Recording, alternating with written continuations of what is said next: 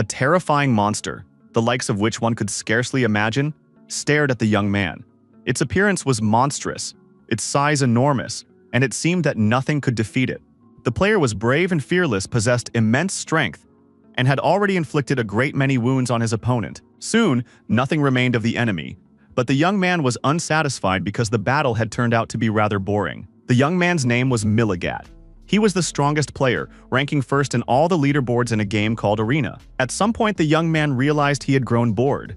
He decided to focus on real life and quit the game. His friend Kwan Yan Chan was shocked when he found out. Kang Hyun-woo, who played under the name Milligat, said there was no need to be surprised, since he couldn't play games forever. However, his friend wouldn't let it go.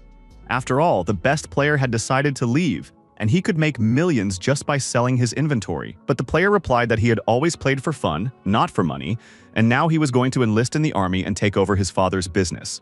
However, life itself is very unpredictable, and no one knows what lies ahead. 2 years passed, and some stranger demanded that he give him the red ones. The guy smiled and showed him the red ones, but it turned out those weren't the right ones either. The stranger in the store kept demanding the red ones, the ones in between these two. Looking at this tipsy guy, Kang Hyun-woo thought that the stranger reminded him of a dumb orc. Right now, this player was no longer a world-famous star. He was working at a small local shop for a pittance. The young man was born the heir to a vast fortune. He was supposed to live a carefree life. But when the young man returned from the army, it turned out that his father's company had gone bankrupt. His father, who had been the family's breadwinner, was in the hospital, and all the remaining money went toward his medical care. His mother was inconsolable, and the family had effectively fallen apart. Kang Hyun-woo was forced to become the head of the family, and all he had now was noodles for dinner, because paying the hospital bills was no easy task. It was unclear how much longer they could hold out in this situation. A call from a friend snapped the young man out of his reverie. Yeon-chan believed that friends were needed precisely when times were tough, because they could help in a moment of need. Kang Hyun-woo immediately disappeared from his friends' lives when his family went bankrupt. He didn't want pity or sympathy, so he ignored calls and messages even from close friends. Yeon-chan texted his friend asking if he wanted to return to the arena. You can make big money there now. A top-ranked player can stream and compete in professional matches. The young man had once held the top spot, and with his skills, all of this would be a piece of cake. If he could reach the same level as before, he could earn money for his family. Hyun-woo seriously considered the matter. Perhaps it really was worth looking at the game as a source of income. The young man went to the mall and looked at the gaming capsule being sold for arena players. But right now, Hyun-woo couldn't afford such an expensive gadget. It would cost him 3 months' salary. Hyun-woo thought about how he'd been wrong to delete his old account. He could have saved money by selling his inventory. Some unfamiliar young men noticed the young man, and despite the years that had passed, recognized him as the player Milligan. Hyun-woo also recognized one of the guys. It was the son of one of his father's friends named Jeong Han-byok. Hyun-woo had nowhere to run, and he had to admit that, of course. He recognized his former comrade. The young men had never been friends, so Hyun-woo tried to leave as quickly as possible, saying he had just come to shop. But Han-byok wasn't exactly a sensitive or tactful guy. He said that the Kang family no longer had the money to shop at places like this. Hyun-woo was unpleasantly surprised and didn't understand where he'd gotten that information. But it turned out that his parents had been discussing the Kang family's failed business. Jeong Han-byok, looking confidently at the young man, said that it was precisely because of his father that the Kang family had lost their business and was practically ruined. Han-byok added that his father had worked with Mr. Kang for too long and simply needed to find his own path. Of course, everyone knows that Hyun-woo's father is seriously ill. They hope he's taking good care of his dad, because if he dies, the young man will be left all alone. Hyun-woo could no longer stand the taunts and punched his former friend in the face with all his might. Security guards from the shopping center and Han-byok's girlfriend immediately rushed toward the young men. The security guards grabbed Hyun-woo by the arms, and he realized that he now knew who was responsible for his father's illness and the ruin of his business. And as the security guards dragged the young man to the police, he kept shouting that he would definitely kill Jeon Han-byok for what the Jeon family had done to his father. That was the end of the conflict. The supermarket security guards called the police and handed the troublemaker over to the officers. Late that evening, the young man was released from the police station, and his worldview had changed dramatically. He thought about how money can really change people. Even the Jeon family had ruined his father's business, sent him to the hospital, and were still bragging about their actions. More than anything else in the world, Kang Hyun-woo wanted to take revenge for such treatment and behavior. But for now, the young man had no idea how exactly to do it. A TV playing in a store window caught the young man's attention. The report stated that Arena's streaming revenue had exceeded $1 billion. It was an incredible amount of money. Lately, Arena's influence on the country's economy has been growing. One of the players signed a contract worth $500 million. Hyun-woo took his phone out of his pocket and called his former friend. There was practically no need to say anything. Yeon-chan was someone he could rely on, and now Hyun-woo asked him for help. Kang Hyun-woo was determined to return to the arena, earn all the money, and take revenge on the people who had ruined the lives of his loved ones. It immediately became clear to the game's management that something incredible had happened. Milligan had returned. Someone had created a character using his information. The office worker listened very closely to the other manager's conversation. The information about Milligan's return was extremely valuable. The girl immediately demanded that her assistant tell her about the character who was currently undergoing training. The NPC replied that the newcomer's name was Kang Hyun-woo, and he was currently taking the mana test. And according to the results already received, this player had the highest score on the mana test. The young man turned to the NPC and demanded that she give him the next test. If the arena could change his life, he would return and become the best again. Kwon Yeon-chan brought his friend to his apartment, showed him the gaming pod, and told him he could use it as much as he wanted. Hyun-woo thanked his friend and apologized for the inconvenience, promising to return everything. Yoon-chan raised his fist at his friend and said that if he heard those words again, he'd definitely beat him up. He hadn't seen his buddy in so long, and all Hyun-woo could think about was money. The moment had finally arrived. Kang Hyun-woo climbed into the capsule and began his new journey through the game arena. An NPC named Al said they would start the test right from the level the young man had requested. It was nice to be back in the game's atmosphere. Now an opponent with 2 swords in hand stood before the young man. It was the Night Elf Malfurion. He possessed immense strength and agility. Hyun-woo figured it wouldn't be too hard. He just had to stay focused. Al was startled when she saw that the Night Elf had already launched an attack, while the player was still standing there, motionless. Malfurion thought the man was wasting his time standing there with his eyes closed. He was about to die right then and there, but the player thought it wasn't for nothing at all. He managed to dodge the blow. Al was surprised that a level 1 player had managed to parry Malfurion's attack. Hyun-woo thought he hadn't even considered the level difference between himself and his opponent. He'd simply acted on instinct. That was the secret behind his brilliant gameplay back when he held the top spot as Milligat. The young man possessed an unmatched level of control, and even if his opponent was fast and strong, he still came out on top. Kwon Yeon-chan immediately told his friend that he understood why he wanted to return to the game, and let him stay at his place so he wouldn't have to waste time commuting. Hyun-woo felt immense gratitude toward his friend. However, his heart was still filled with despair, and a sense of responsibility toward his ailing father and unfortunate mother. But revenge was at the forefront of his current emotions, and it was his main driving force and motivation. The female manager even jumped out of her seat when she saw the new player defeat the Night Elf. It was simply unbelievable to defeat such an opponent as a level 0 character. But it made sense, since skills aren't lost just like that. The NPC congratulated the player and said that the training was now complete. The village chief of Aslan named Derry greeted the new player. He held out his hand, in which was a chest containing a reward for successfully completing the training. Inside the chest lay Moraes' ring. It radiated the power and spirit of the Archons. The young man was overjoyed. It was a unique loot item awarded for extraordinary achievements, in this case, for defeating a Night Elf while still a level 0 player. Hyun-woo received a message from a friend who said he would help him level up.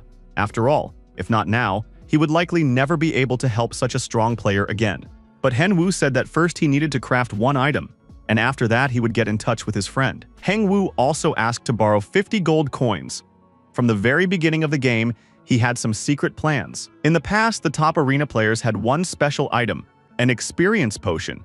It increased the amount of experience gained by 20% for 4 hours. The experience potion cost a fortune, but one day its supplier disappeared, and over time, the potion was forgotten by the players. And it would have remained that way if it hadn't turned out that Milligan was the supplier of this potion.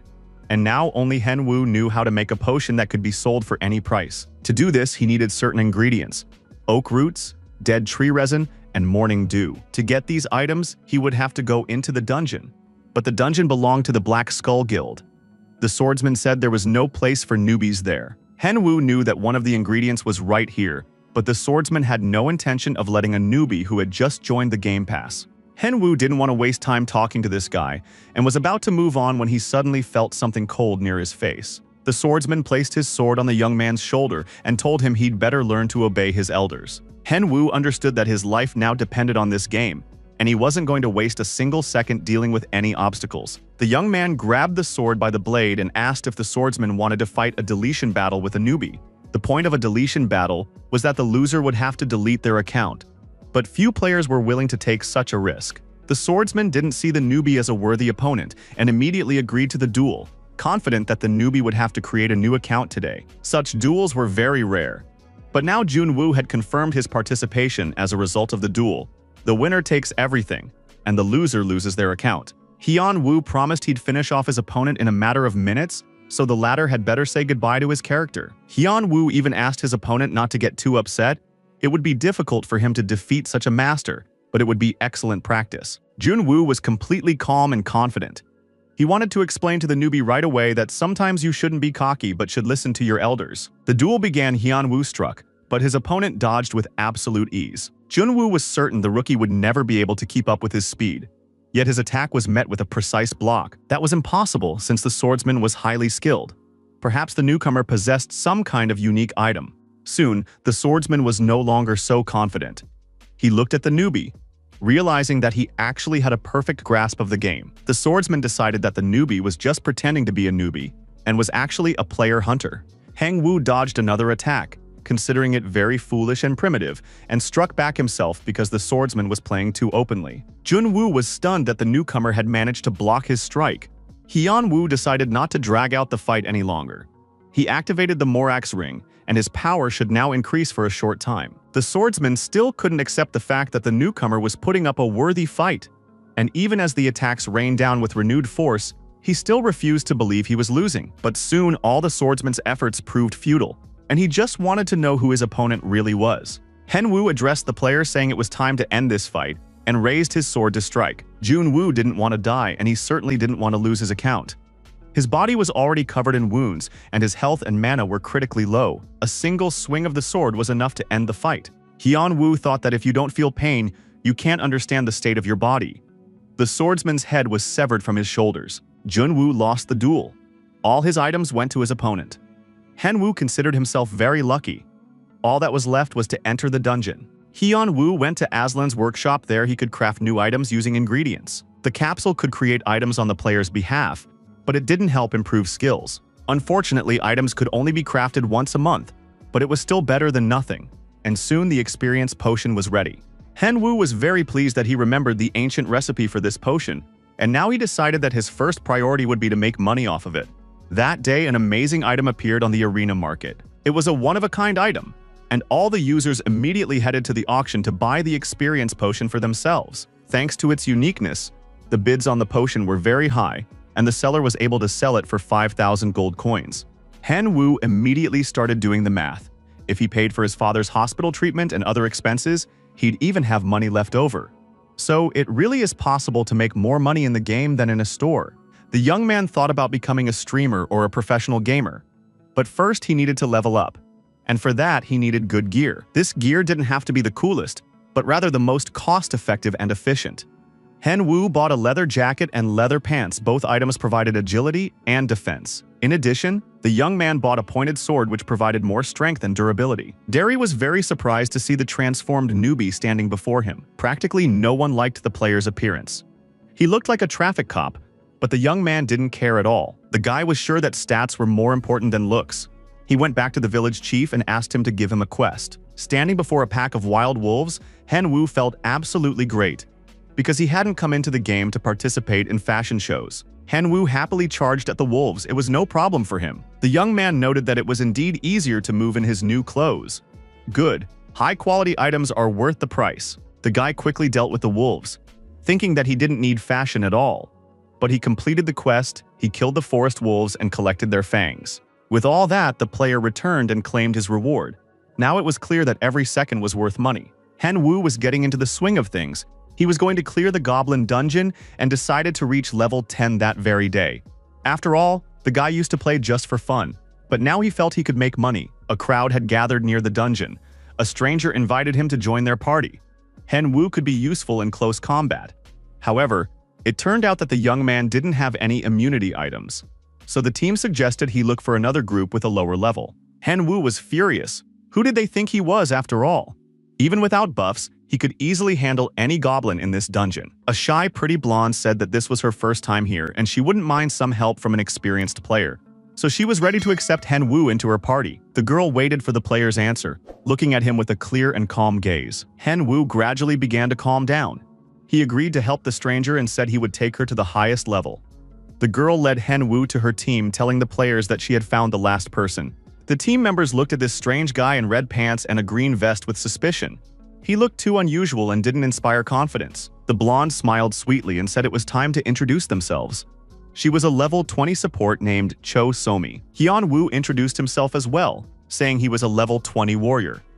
At that time, the game allowed players to hide their personal information, so no one knew another player's level. The tank's name was Choi Jin Woo, the archer was Park Cheol Mi, and the mage was Chia. The tank was skeptical, since the newbie didn't have a single regeneration potion.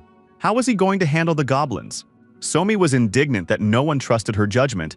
After all, she was a support player and had brought this guy along so he would be able to handle it. It was decided not to waste any more time but to test the unfamiliar warrior's skills in battle. The goblins were already waiting for their opponents in the dungeon. There were quite a few of them, and each one held a broadsword and a shield. Jin Woo warned his comrades that the first enemies had appeared and everyone needed to get ready. The goblins began firing arrows at the players from their blowguns. Jin Woo blocked their attacks. The archer and the mage prepared to strike back. They attacked the goblins with a magic arrow and a double strike. Heng Woo glanced at his teammates and thought there was no need to worry about them. These guys had a pretty good chance. He just wanted to understand why they had brought a warrior along at all, since they were handling the dungeon just fine on their own. Hen Wu decided not to think too much about it since he needed to level up, and he was doing a great job of that right now. The team members praised Hen Wu, saying he was doing a great job and everything was going perfectly. The young man replied that he was simply keeping the situation under control.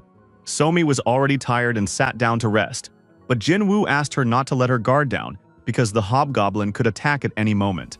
It turned out that of all the boss's team members, only the tank had defeated him. The rest of the guys hadn't faced such an opponent yet. Hyun Woo understood that it was really difficult to fight a hobgoblin, especially since he hadn't been here in a long time and might have forgotten a lot. Jin Woo instructed the girls to keep an eye on the timing of buffs and mana levels. The archer had to be careful not to hit any of his teammates with his arrows. Heng Woo listened to these instructions and now realized that his comrade might very well shoot an arrow right through him. What a team he'd found himself. The archer placed his hand on the dungeon floor and said they needed to go that way. The players came out into the room where the hobgoblin was sitting. This monster was on a throne, and in front of him were a few more ordinary goblins.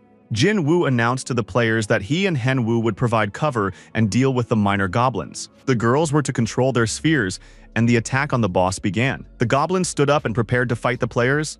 The players' arrival was no surprise to them. The hobgoblin flew into a rage when he realized the players were causing him trouble and entered a state of fury. Hen Wu shouted at the rest of his comrades to dodge. The tank managed to raise his shield and block the boss's attack. But the blow was so powerful that Jin Woo was sent flying to the far end of the dungeon, sweeping everything in his path. Heng Wu hoped the support would heal the player, but right now they absolutely had to stop this monster before it attacked the players again. Heng Wu shouted for his allies to help him. They shouldn't just stand there gaping, but had to provide support. Hyun Woo didn't understand why his comrades were just standing there watching. He swung his sword left and right, wondering where the teamwork had gone. The hobgoblin was preparing to attack again, and it soon became clear that it was inevitable. Hen Wu felt an arrow strike his sword, but then it ricocheted and flew off at a tangent toward the boss. The arrow pierced the eye of the hideous brute, who was now screaming at the top of his lungs throughout the dungeon. Hen Wu was in shock because their archer had just nearly hit him.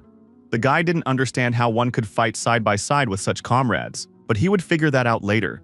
Right now, he just had to deal with the huge goblin. Hen Wu wanted to end the battle as quickly as possible and knew that no goblin could defeat him. Hen Wu landed a few blows and ordered the defense to pull themselves together and support him. The mage and archer finally came to their senses and attacked the goblin as well. And so, the dungeon boss was defeated.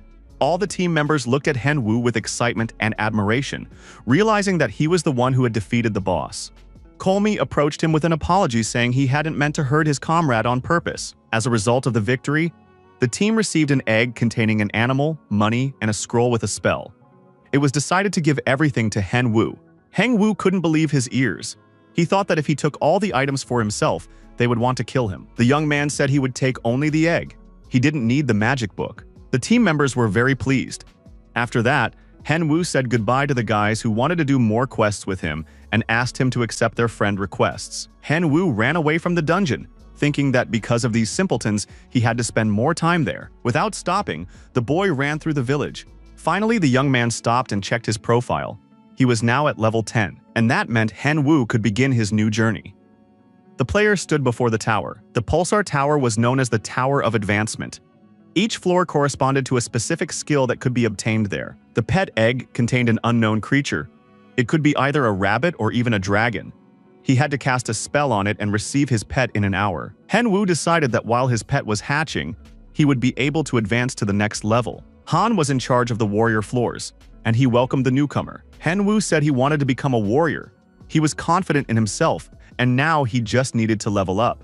Han immediately warned him that things weren't the same for them as they were for other player classes. He personally decides whether a player is worthy of becoming a warrior. This is determined in a fair fight, and Henwu was satisfied with this condition. Han allowed the player to attack him first. Henwu held a sword in his hands ready to strike. He had to show Han what he was capable of. Henwu attacked his opponent, but the latter managed to block the blow. The warrior supervisor looked at the novice with surprise, noting the good attack. Henwu continued to strike, thereby demonstrating that he was different from other newcomers, and that his skill level was good enough to be a warrior. The opponent's swords clashed, and they looked at each other intently. Han realized that the young man was still too young, and his skill level wasn't quite up to par yet. It was time for Han to attack, and he landed several strikes. However, it soon became clear that Han was still very far from victory. The young man dodged the attacks perfectly, maneuvered skillfully, and displayed great speed and ingenuity. Han was amazed that the novice had managed to knock him off balance with a kick. Henwu turned away from the attack and landed a counterpunch. The young man was very pleased with himself. He had simply decided to try a combination, and it worked.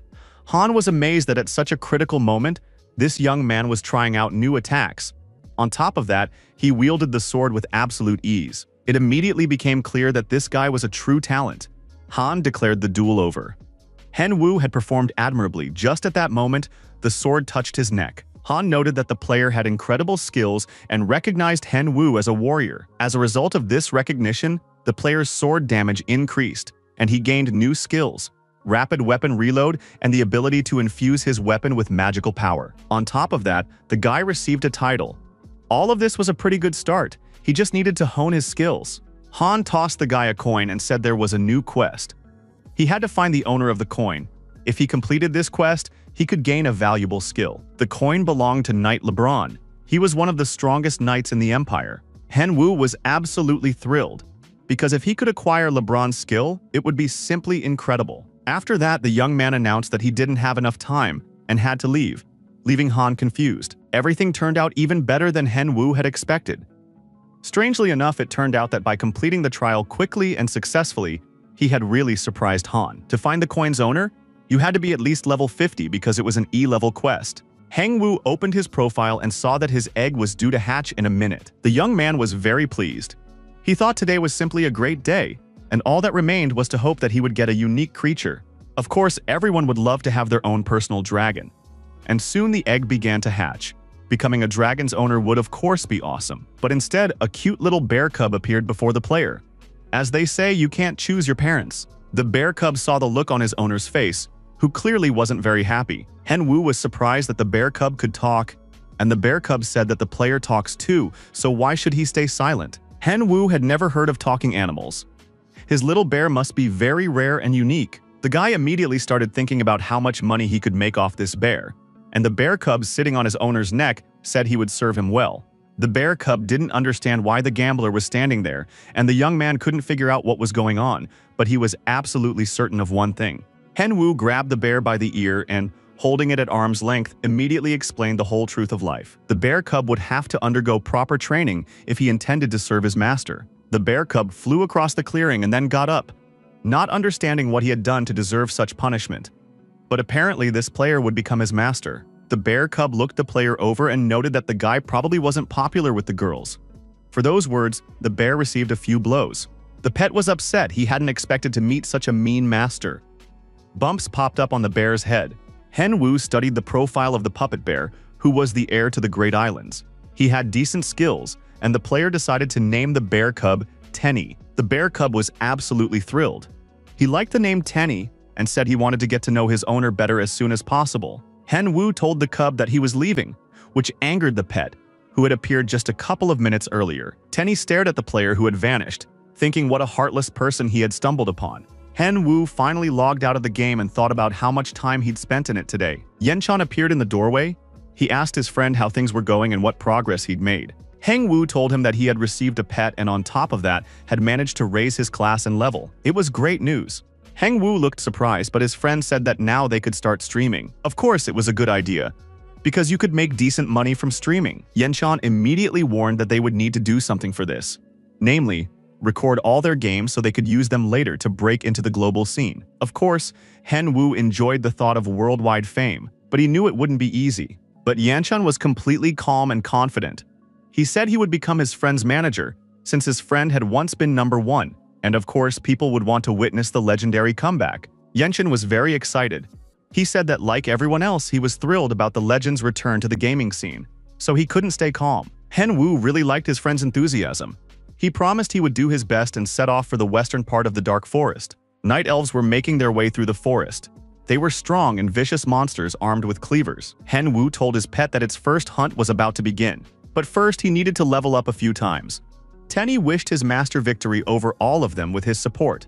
Hen Wu watched in surprise as his body received a boost in strength and physical attack. Hen Wu didn't know what this was for, but his pet used its abilities and added the Forest Guardian skill, which increased the player's defense. And only then did Hen Wu realize that his little bear wasn't a tank, but a support. The massive night elf was already very close. Hen Wu immediately sliced through the enemy, feeling absolutely no discomfort in the process.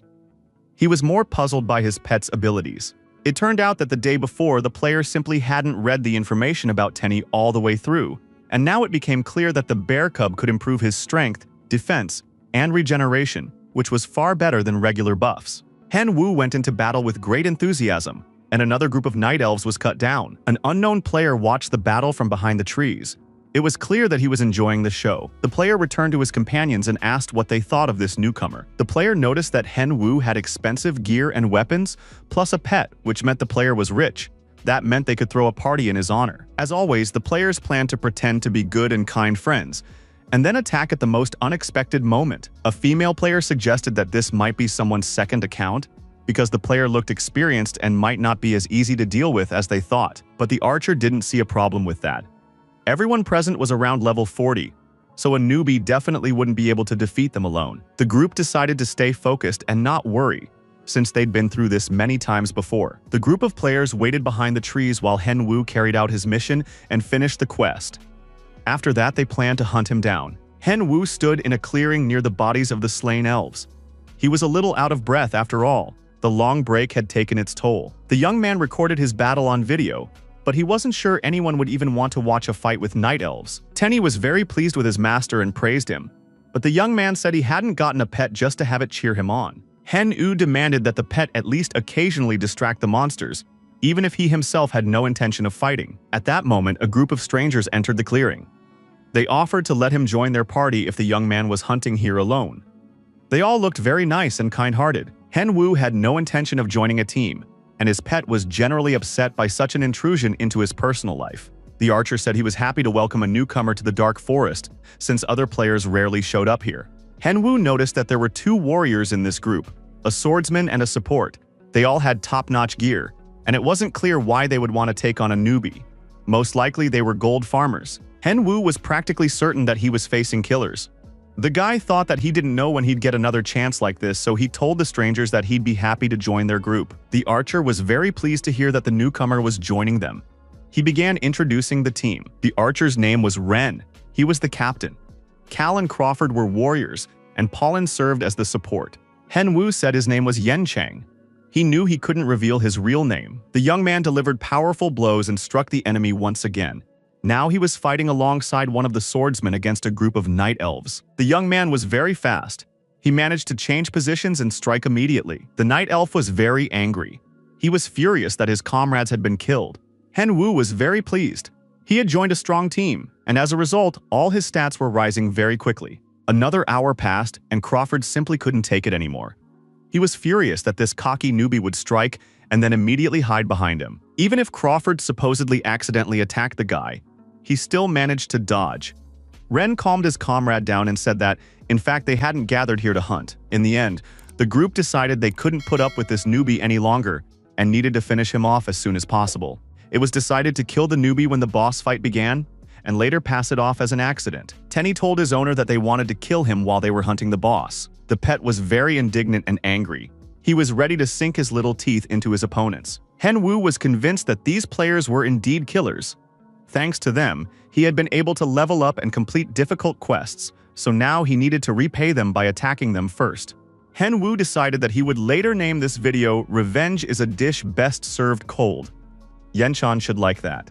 Tenny listened to his master and realized he'd ended up with a very angry and vengeful master who was planning to get back at the players. A group of players appeared near the young man, saying they had been resting up a bit and were now ready to go into battle again. The captain explained that a raid on the boss was planned and invited the young man to join them. Henwu replied that he was surprised by the offer. He felt like he was just getting in the way of his strong comrades. But Ren began to say that if it weren't for Henwu's help, they wouldn't have made it this far. He has excellent attacks, so they should go take on the boss together. Henwu hesitated a bit more and finally agreed to go on the raid with the team. The young man added that he would definitely show them how pros take down a boss on the first try. Crawford could barely restrain himself from pouncing on the boastful newbie. The players killed another wave of monsters and were now fighting the boss. The enemy was very strong, and Cal and Crawford stepped up to face him. But so far, the fight was going the boss's way. He was stronger and landing precise blows on the players. Tyledin was the leader of the Night Elves. He said that if the players had come to the Dark Forest to fight, they should know that strength is what matters most. The swordsmen realized that even though their gear wasn't the most expensive, their level was still up to par, and they should have been able to handle this opponent. But for now, it was too difficult for them. Everyone noticed that the newbie wasn't joining the fight. The captain assumed the guy wanted to level up off this battle, so he definitely needed to be killed. Pollen was supposed to give the signal using buffs, and then the archer would shoot the newbie with a poisoned arrow. Crawford asked them not to kill the guy so easily. He wanted to toy with this weakling as a parting gift. He wasn't a warrior, but the devil incarnate. Henwu seemed oblivious to what was happening. At that moment, Pollen gave the signal. Both swordsmen received the blessing, which meant the newcomer was about to be attacked. Ren prepared to fire a poisoned arrow at Henwu, but suddenly a pet appeared near his foot. It quickly climbed onto the archer and began tickling him. Crawford realized they were about to kill the newbie and was already thinking about exactly how he would take revenge on this insolent fool. But then the unexpected happened. A poisoned arrow struck the player in the back, and it was critical. Ren immediately declared that it was all the fault of that stupid bear, even though the bear insisted he wasn't stupid at all. Henwu just scratched the back of his head when he saw that Crawford had died, pierced by a poisoned arrow. Cal didn't know what to do next, but at that moment, the leader of the Night Elves appeared behind him. The archer tried to warn Cal of the danger, but it seemed it was already too late. The elf leader held the player at arm's length and said that the weak shouldn't get distracted. Cal called out to the newbie, hoping he would save him from the elf. The young man really did want to help him, but then something unexpected happened. Henwu approached the boss and stabbed Cal with his sword. The player didn't understand why this was happening to him. Cal looked at the newbie and asked why him, of all people. Henwu replied that it was nothing personal, he had simply finished off the killer. Ren and Pollen were shocked when they saw this scene. They too wanted to know why the newbie had done this. Henwu replied that they must never forget their actions could come back to haunt them. Ren wanted to explain himself, but the bear cub quoted his own words. "When we fight the boss, kill him." Ren was stunned. It turned out that this bear had eavesdropped on them and relayed everything to his master. The archer and the support finally came to their senses. Now they had to do all the dirty work. Henwu launched a head-on attack. He easily parried the arrows flying at him with his sword. The leader of the Night Elves watched with interest as the player fought the other players. At that moment, Crawford came to. He was eager to help his comrades and hoped to strike from behind, but the elf chopped off his head, saying that losers weren't allowed to speak. The leader of the elves watched the players as if he had come to the movies. He really liked this funny guy in red pants. Henwu took care of everyone. The guy immediately checked the recording, which turned out great. The players were strong and experienced, which meant viewers would want to watch something like this. Henwu was very pleased. He hoped everyone would like it. All that was left was to deal with the boss. Henwu would have liked to find an opponent worthy of his level, but it turned out the search had already been done. The leader of the Night Elves was waiting for him. The monster said he also preferred fighting a strong opponent. Hen Wu prepared for battle. He had already come up with a title for the new video, Level 20 Player Kills a Night Elf. The opponents rushed into the attack and began closing in on each other. Quan Yonchan was very pleased. He said his friend was lucky to find such killers. It's not easy in the Dark Forest. Hyun Woo replied that the killers had found him on their own. But the main thing was that he'd been able to level up his skills and fight the boss. Today had been a very productive day. Hyun Woo took items from the inventory of the slain players. Now he could make a full-fledged video. To produce high-quality content, he needed to find a good video editor, and then he could start streaming. But Yunchan didn't want to tell his friend everything. He was preparing a surprise and said that Hyun Woo would find out everything soon. A printed sheet of paper came out of the printer with the title, Project to Make Kang Hen Woo a Star. Yenchan had been puzzling over the search for a good editor for some time. He had considered several candidates but couldn't find the right one. Some didn't meet his requirements. Others were impossible to contact, and still others wanted too high a price for their work. Yenchan knew that his friend's videos were excellent, so the editor had to be very good. Finally, the guy remembered one name. It was Alice Movie. She was a bit pricey, but this wasn't something to skimp on. Alice was a legend among all the arena's video editors. She was the best, using the latest techniques. It was all about color grading. Alice had her own special nickname among everyone involved with the arena. They called her the editing maestro. Alice was working at her computer. She needed to make a video, but the client was too bad at playing the killer. The girl didn't understand how. Even with her skills, she could salvage such a crude video. Alice decided to switch clients, and that's when she came across an ad stating that the player in Chan was looking for an editor for a full-time position. Alice uploaded the video and was shocked. It was Milligat himself, but in a new guise. He had a good story, and the battle looked really cool. Alice couldn't hold back. She wanted to start editing right away. Alice looked at her new client and said she'd always been a fan of Milligat, and would now definitely take him to the top of the arena. Hen Wu suddenly stopped. It felt as if a cold breath of death had swept past him. Tenny couldn't understand what was happening to his master, but the young man replied that an enemy was watching him right now. On the other hand, it wasn't that important, and the guy activated the item he'd gotten from the assassins. It was an apocryphal, rare random skill. Of course he could sell it for a good price, but perhaps there was something very useful in it. Hen Wu began to reason that if he had some land, he could do something with it. He could sell it or even start a farm. Tenny didn't understand what his master wanted. Why sell something if there was no urgent need for money? Hen Wu still couldn't decide what to do with the book. But in the end, he'd gotten it for free, so the guy decided to open the Apocrypha and see exactly what skills were in it. The book contained the skill One for All and All for One. Thanks to this skill, the enemy's defense was reduced. Hen Wu was satisfied. He thought it was an excellent skill and was glad to have the wonderful advisor Tenny. Meanwhile, the poor little bear cub demanded that his foolish master let him down to the ground. A few days later, a video featuring Hen Wu appeared in the arena. It was titled, Revenge is a Dish Best Served Cold.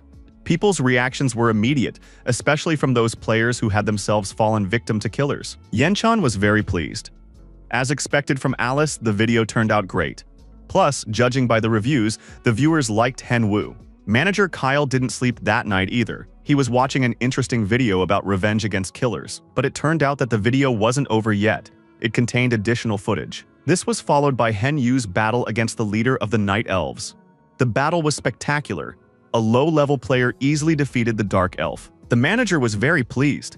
He hadn't seen such a promising player in a long time. Kyle immediately decided that he needed to sign a contract with this young man. He went to the channel to contact the player.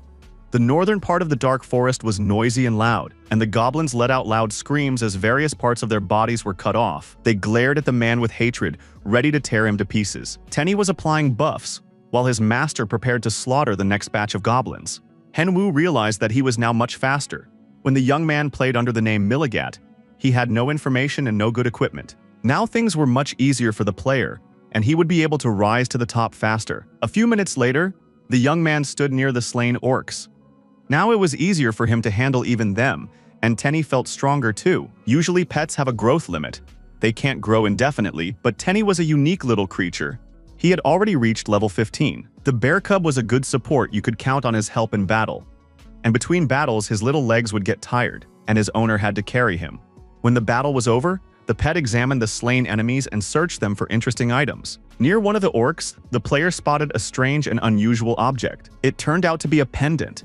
It was unclear why it was there, but Hen Wu took it for himself. At that moment, he received a message from the game offering him a new quest to find the heir to the wolf pack. It turned out that this pendant belonged to the leader of the wolf pack.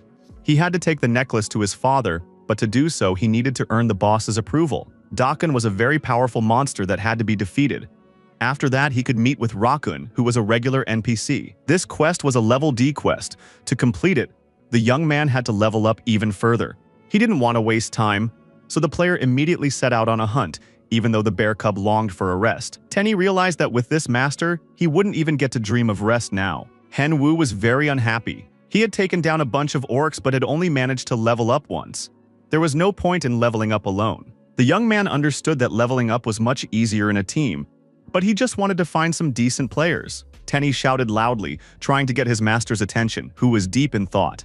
Somewhere in the distance, a sound like a bomb explosion rang out. The player was applying buffs because he couldn't manage without them. The huge goblin was practically unscathed. The mage kept firing fireballs at it, which did almost no damage. After what seemed like an eternity, the goblin finally lay defeated on the ground, its head completely scorched. The wizard Mason looked exhausted and worn out.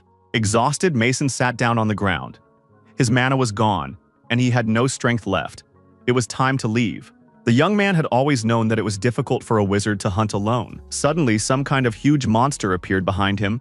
Mason tensed and braced himself for the attack. The boy hadn't had time to recover yet, but he still had enough strength to fire a flaming arrow at the monster. At the last moment, Mason realized that it wasn't a monster in front of him, but a man. But it was too late to stop. Hen Wu was holding a frightened bear in his arms.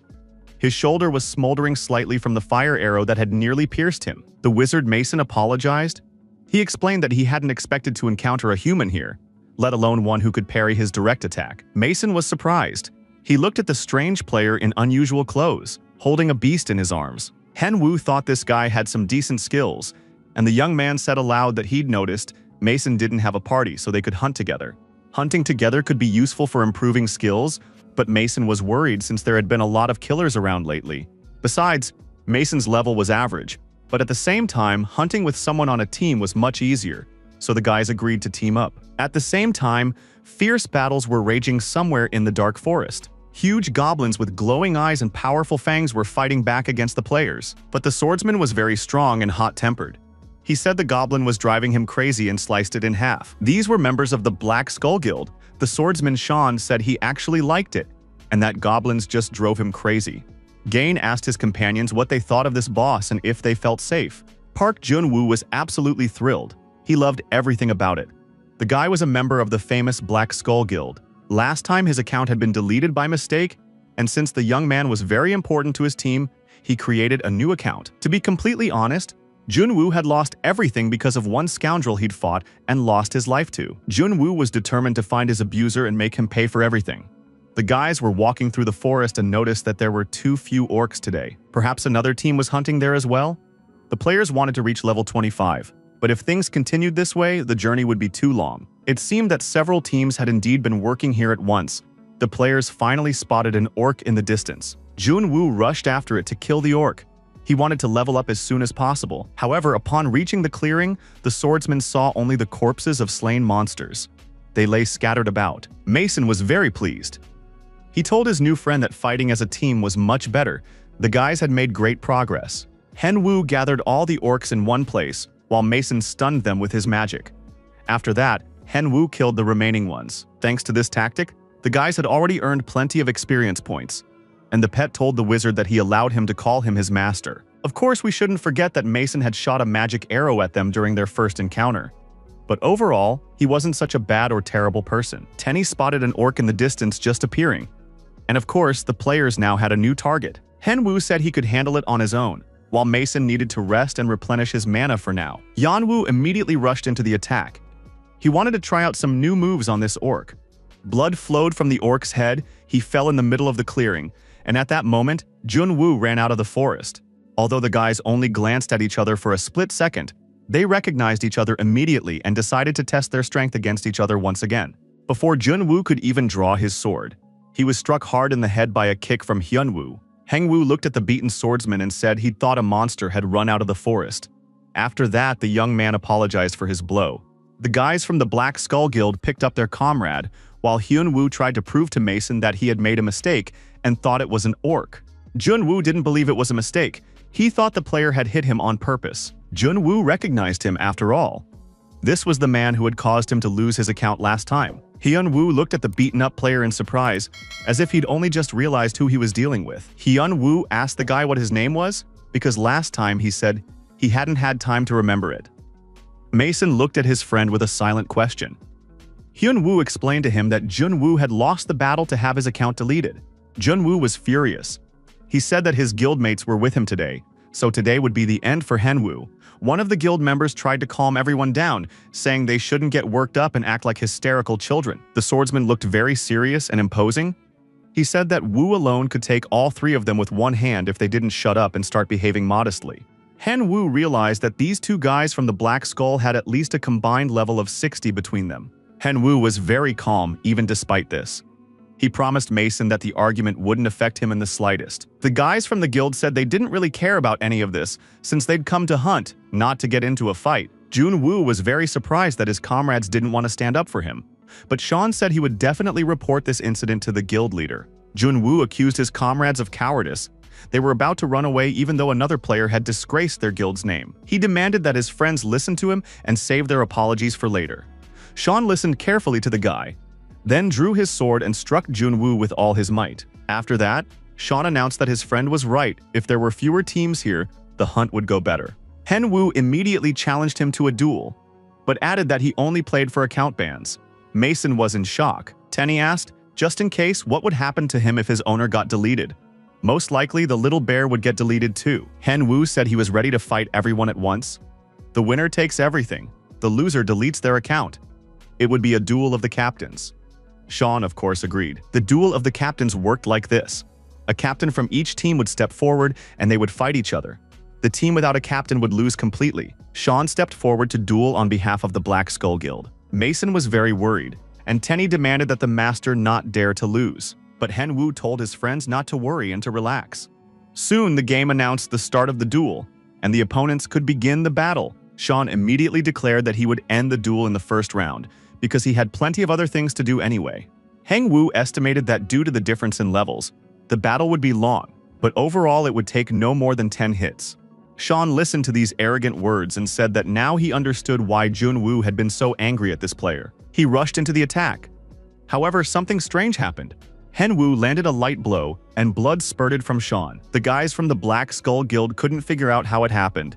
No one had seen the blow. Mason was surprised. His comrade had anticipated the attacker's trajectory, managed to dodge, and landed a blow. A series of strikes from Sean followed, but none of them touched Hyun-woo. Sean couldn't understand how this was possible, since his level and gear were far superior. Of course, this infuriated the player. He didn't understand why the level difference didn't give him an advantage. Hyun-woo landed another blow and knocked the helmet off his opponent's head.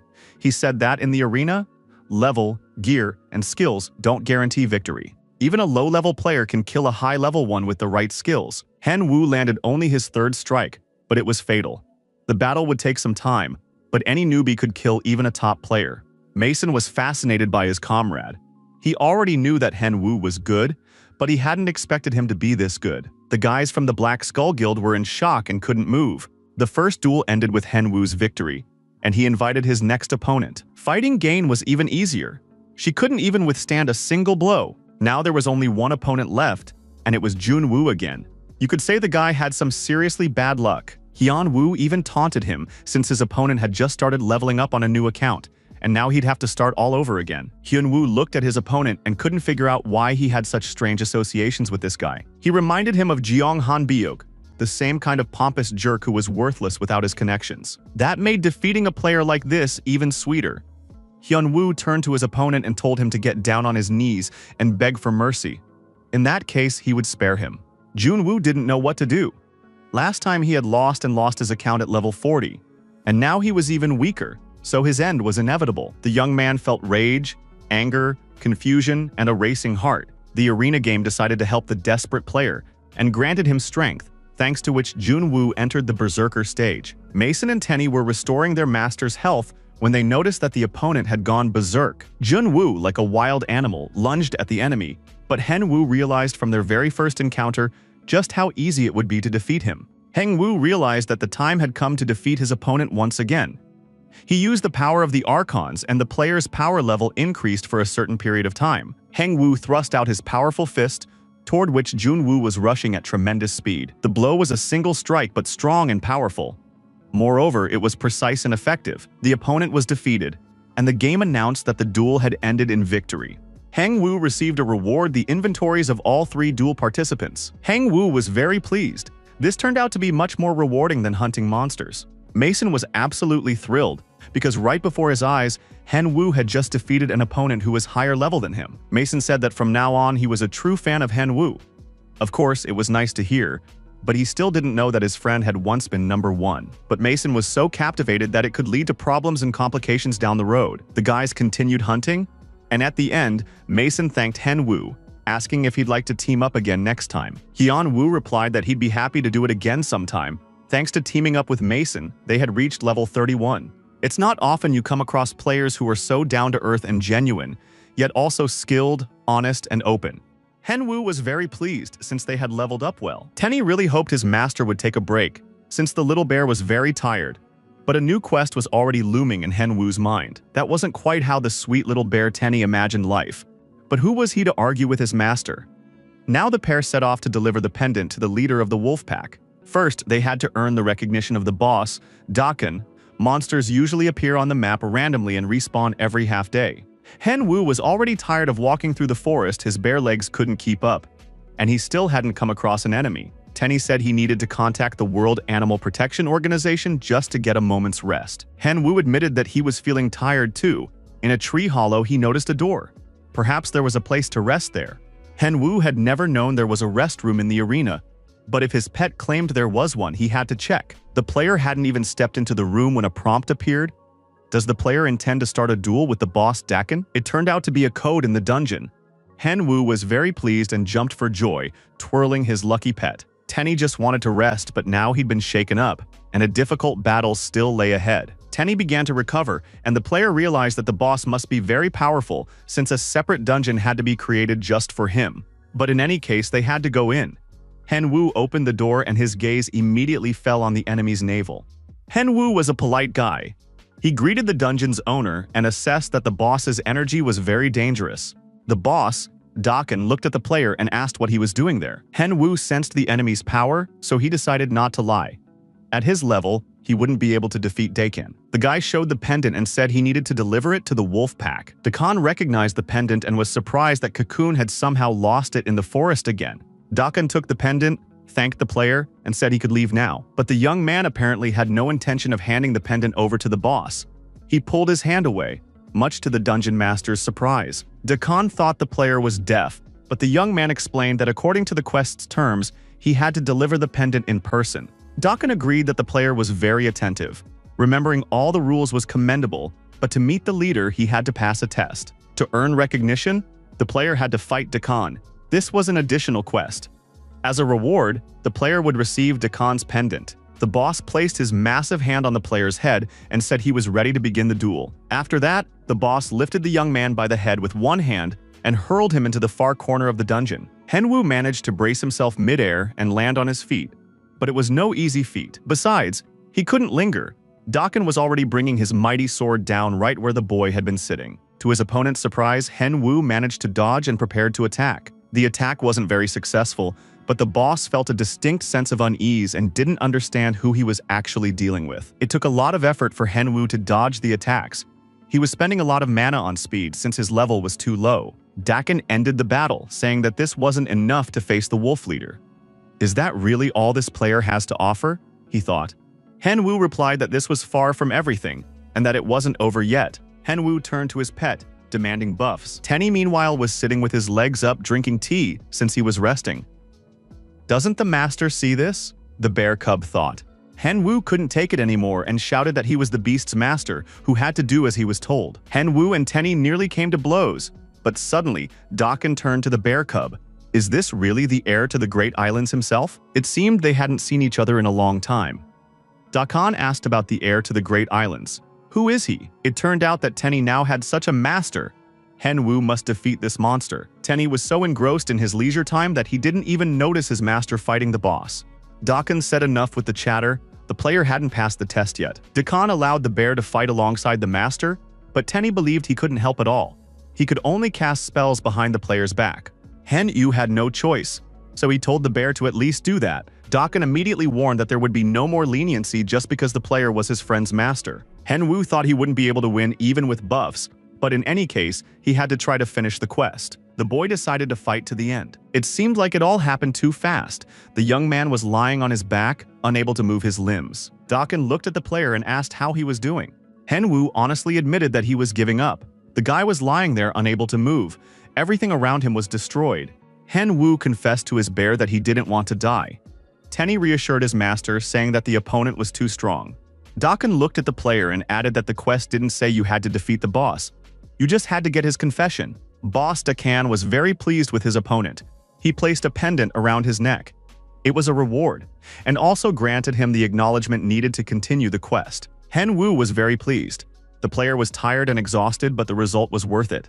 Henwu set off further in search of Raccoon when suddenly he heard a loud thud, and stones and rocks shattered into small pieces.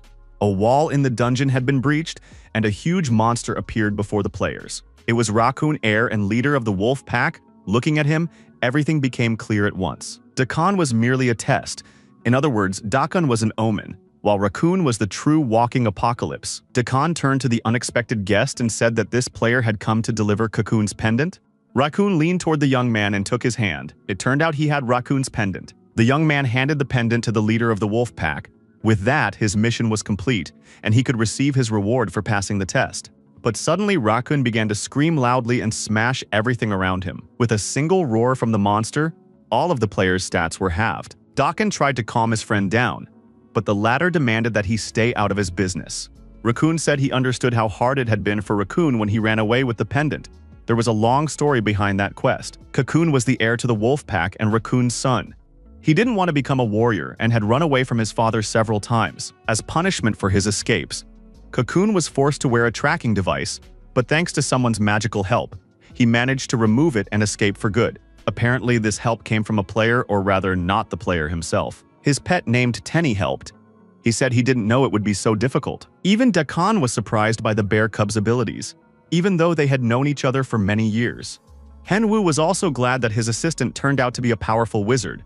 It really is a unique beast. Raccoon calmed down a bit and realized that no one was to blame for what had happened.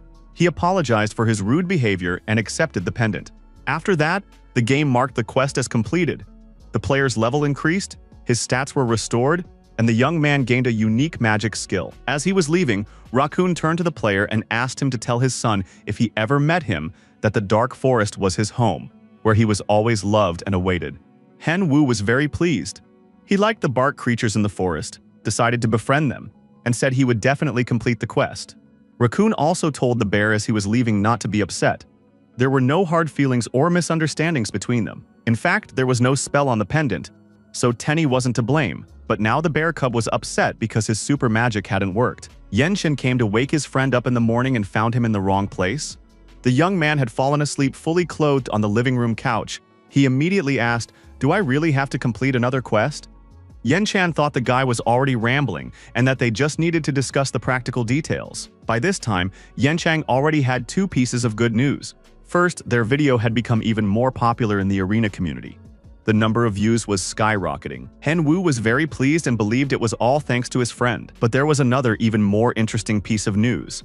The guys had received a message from a manager at Nazar. Nazar is a huge company specializing in sports fashion. It was one of Arena's biggest sponsors. Most likely, the company wanted to collaborate with Henwu. This was a world-class level. Henwu was speechless, realizing that a company of this caliber wanted to work with him. After all, it hadn't even been a week since his return to the arena. Now he had a good job offer, which meant he'd have the money to resolve his financial problems. Besides, he would be able to prove to all his detractors who the real player and professional actually was. Henwu was very excited. His hands were even shaking. Yenshan realized he would have to handle everything himself and said they would respond to the offer and call the number provided. Nazar's company management was located in one of the city's most expensive office buildings. The manager reported to the boss that one player had agreed to sign a contract with them. It was a young man named Kang Hen-woo, known for the video Revenge on the Killers. The company's director, Jamie, asked the manager what he, Kyle, personally thought about all this. Kyle smiled and asked his boss if it reminded him of something. Jamie looked closely at the photo and indeed remembered Miligato, who had completely left the game 2 years ago. The company director was very pleased. If they managed to catch such a big fish, it was a huge success. But 2 years ago, Arena wasn't as popular a game as it is now, having gone global and become a source of revenue. The company director speculated that it was precisely the opportunity to make big money that had brought Milligat back into the game. It's unclear how the legendary ranker's return will affect the current situation, but for now, the guys were absolutely thrilled and were celebrating the signing of the contract. The Aslan auction house looked very nice. There were always a lot of players there. Hen-woo was reviewing his inventory and selecting the items he would keep for himself, as well as those he was ready to sell. Thanks to his victory over the assassins from the Black Skull Guild, the player had accumulated 5,100 gold coins and an extra pair of shoes. In addition, there was a quest reward, Dakin's Pendant. This pendant held the spirit of victory within it. Upon entering combat with an enemy, the player's stats would temporarily increase, and their resilience would also rise when fighting strong opponents. Hen-woo decided that such a pendant would definitely come in handy. If he did the math correctly, all of the player's items corresponded to level 60, which clearly didn't match his actual level. Hen-woo decided he needed to acquire a rare weapon and opened the auction to browse the listings. Attack power was his top priority right now. The player had no plans to improve his defensive abilities just yet. The young man studied the prices and realized that his budget wouldn't allow for much splurging. But finally, he spotted a unique item crafted by blacksmiths. It was a prototype of Malice. It hadn't been enchanted, but was a rare treasure in its own right. The price set for this sword was simply laughable. It was likely being sold by someone who was quitting the game. Therefore, he had to snap up this sword immediately. At that very moment, in another part of the auction house, a Black Skull Guild master was furious. He was literally shaking with rage. The item he had put up for sale had sold in literally a matter of seconds. Of course, that could have been a good thing, but unfortunately, Sherp had misplaced a few zeros, and now his sword had been sold for 1/10 of its actual value. Sherp demanded that his assistant immediately find this freeloader who had bought his sword and bring him here. Hen-woo confirmed the purchase and was very pleased. He silently thanked the seller for such a wonderful item. It seemed the confrontation between the Black Skull Guild and Hen-woo was only just beginning. Hen-woo knew that in a few days he would be signing a contract with the Nazar company. Until then, he wanted to become even stronger, and solo quests were the best way to do that. The young man took out the coin. He had received a quest from the NPC Khan and now wanted to meet LeBron, the owner of this coin. Thanks to the quest with the wolf pack, the young man had become much stronger and received an excellent reward. He was curious to find out exactly what skill he would receive from the Empire's strongest knight. Hen-woo knew that the knight lived in the province, and he needed to find out how much it would cost to teleport to that area. The province of Yuzma was a very quiet and peaceful area not far from the mountains. Hen-woo looked around in surprise when he reached the residence of the strongest knight. Of course, everyone knew that the estates of the Empire's most powerful people looked different from the ordinary apartments of run-of-the-mill players. Even as a milligant, the young man had never seen anything like this. He approached the two guards, but they immediately declared that ordinary people had no business here. Hen-woo showed the guards a coin and said he was on Khan's errand and needed to meet with LeBron. The guards let the player through, saying that LeBron was currently in the training hall and could be found there. All the players who had been hanging around the estate gates were surprised to see the gate to LeBron's estate open for this unfamiliar newcomer. The young people tried to squeeze in with the group. Hen-woo's best friends also wanted to go inside the estate. Hen-woo walked quietly until the guards turned him back. He realized that things here were far from simple. Besides, the young man had never seen a video of LeBron, so he decided to be the first to record one and turned on the camera. The young man walked through the huge arched galleries. The guards had told him that LeBron was in the training hall. Soon he saw a man sitting in the lotus position and meditating. His face was crisscrossed with healed scars. The man turned to the player and asked if the young man was carrying out Khan's errand. LeBron added that no one had come to see him in a long time, but if Khan himself had recognized the player, then he must be truly good. Hen-woo thought he had received a mundane task from Khan, but it seemed everything turned out quite differently than he had imagined. Han hadn't warned him that he was about to face the Empire's strongest knight. That was unfair. LeBron believed the young man wanted to test his strength. Henwu tried to explain that he had simply come to complete a quest, but a sword fight would reveal more about a person than any words ever could. LeBron didn't want to talk anymore. He picked up a wooden sword and suggested they begin. It turned out that LeBron had promised to teach a skill to anyone who came to him. Henwu asked if he could learn 2 skills at once from such a famous warrior. LeBron was kind and generous. He said he would teach him 3, as long as he liked the guy. Henwu immediately became interested and declared that he wanted to learn 3 skills, but LeBron didn't like his stance at all. It was the first time he had ever seen a player adopt such a strange stance before the start of a fight. Henwu stopped fidgeting, and LeBron decided that the guy was finally ready, and all his strange movements had disappeared. Henwu launched an attack, but it was immediately blocked. LeBron didn't even budge. LeBron analyzed the young man. The guy's attacks were full of power. He turned out to be a worthy opponent, though it was unclear how someone of such a low level had managed to train. The fight continued, and LeBron noted that the young man was using his legs to attack. Not every knight would be able to defeat him, but overall, LeBron was handling the match with absolute confidence. This newcomer wasn't all that different from everyone who had come to him before. LeBron knew that not many players had come to him over the years. None of the players had ever scored more than 50 points against him. This one wouldn't either. Henwu sat on the ground, trying to catch his breath. Most likely, this newcomer would be just like the rest. Henwu realized he wouldn't be able to defeat LeBron anyway, so he decided to show everything he was capable of. The young man jumped to his feet, took a running start, and attacked his opponent with his weapon. LeBron put up a block.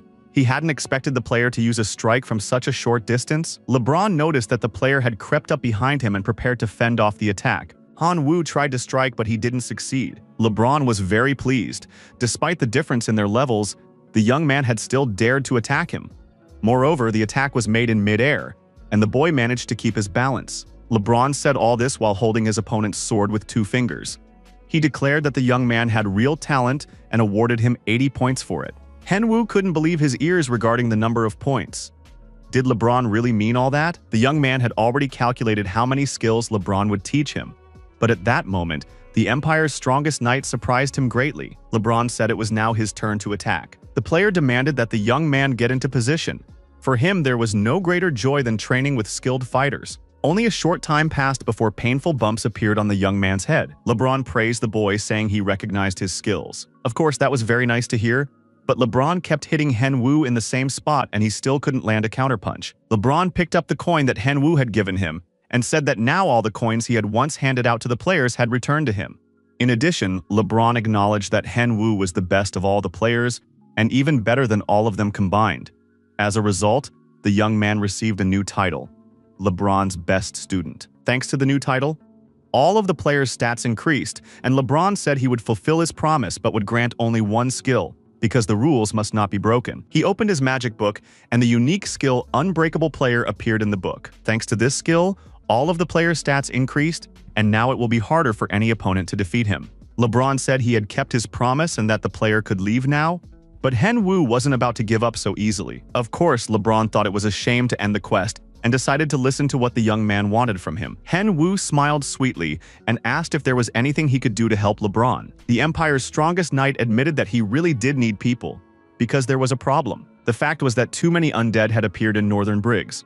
His Majesty believed that dark sorcerers were behind it. LeBron asked the young man to conduct an investigation on his behalf, to find out the reasons for the undead outbreak and eliminate the dark sorcerer. Henwu checked the profile, and it turned out that this quest was MC level, which meant it was part of the main storyline. Story quests affected the arena itself and revealed its history. Rumor had it that the dark sorcerers were practicing necromancy and psychic magic, and he needed to find out all of this firsthand. LeBron warned the guy to be careful and not get caught. Henwu thanked the knight and promised to return successfully from the mission. Henwu was very pleased. He had completed 1 episode and now immediately jumped to the 4th, becoming a leading player in the story-driven game in just 33 levels. He needed to get ready quickly, to make sure everything was done well and thoroughly before heading out. Loud shouts rang out in Aslan's auction house, and all the players were drawn to the commotion. Sherp was yelling at his assistant for not having found a buyer yet. After all, the assistant just needed to find the person who had stolen his item? But she wasn't even capable of that. Why isn't she answering? Doesn't she have a mouth? The girl apologized to Captain Sherp and said she would definitely find a buyer tomorrow. Henwu also heard the shouts and thought the bidder was behaving rudely at the auction house. The young man listened to the commotion and heard Sherpa's demands, to bring the idiot who bought his sword to his knees the next day. Hen-woo realized he was the one being talked about. From his mask, it was clear that this troublemaker belonged to the Black Skull. Hen-woo didn't understand what the problem was, since he had bought the sword fairly, but now it was clear that he was in for a long-term feud with the Black Skull Guild. Hen-woo logged out, deciding he needed to take care of all his loose ends before continuing with the main storyline of the arena. Hen-woo thought it might be better to take out his enemies one by one. But then he thought it over, and realized that all of this would drag on for a long time. And for him, time is money. Maybe he should just kill the guild's top brass, and the rest would fall away on their own. Just then, Yen Chang peeked into the room. He saw that his friend had logged out, which meant they could have dinner together. During dinner, Hen-woo told his friend about the problems with the Black Skull Guild and asked for advice on how to proceed in this situation. Yen Chen thought it was simple. He suggested provoking the Black Skull Guild. They needed to create a thread on the forum and basically challenge the entire guild to a battle. The entire gaming community wouldn't let such a post go unnoticed, so the players would definitely react. Then they could wipe out the entire guild at once. Plus, videos like that would definitely go viral, and the guys would kill two birds with one stone. Hen-woo thought his friend was a true marketing genius. Yen Chang insisted he was completely ordinary, but there was still a problem. Hen-woo actually had to be able to defeat all the members of the Black Skull Guild, but that wasn't a problem for him. The next day, a video appeared on the arena forum, challenging the Black Skull Guild to a battle. The assistant rushed anxiously into the Black Skull Guild leader's office. The girl was screaming that something terrible had happened. It turned out that someone had posted a video on the forum challenging the entire guild to a fight. In the video, a max-level noob addressed all the players and said he was recording this video because he had recently received a letter. The letter expressed gratitude for the victory over the idiots from the Black Skull Guild. And now the noob is challenging all guild members to a fight because there's no place left in the Dark Forest where they haven't stuck their noses. It is known that the Black Skull Guild previously had 15 members, but after the victory over the two, their numbers dwindled. The noob showed everyone the sword he'd bought on the cheap and challenged all members of the Black Skull Guild to a duel. The man immediately recognized the sword in the noob's hands. He jumped up, ready to smash the computer. Does this wretched player want to delete the duel? On top of that, he stole the sword. What a scoundrel, he exclaimed. The secretary asked her boss if he had seen the video. The girl thought it wasn't worth responding to him, since the stranger would only profit from them if the whole guild got involved. Sherp was furious. He didn't understand what not responding meant and ordered all guild members to be gathered immediately. The girl knew it wasn't worth falling for the provocation.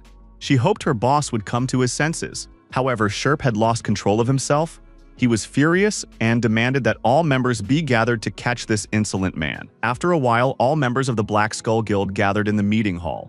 The secretary reported that she had managed to find out their opponent was a level 30, but despite that, he had already managed to kill 3 of their members, which meant he wasn't exactly a pushover. On top of that, the girl believed they shouldn't participate in the elimination duel.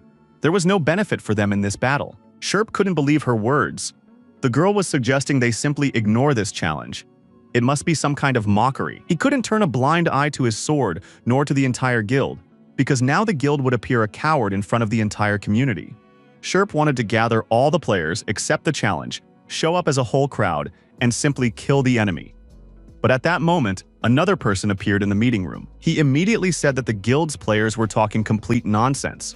It was General Kang Chung-gu himself. He declared that it was simply unheard of for their guild to be afraid of some level 30 player. Sherpa didn't understand why the general had come to this meeting, and the general motioned for one of those present to come closer to him. The fat man approached the general, but the next moment he was beaten by Kang Chung-gu.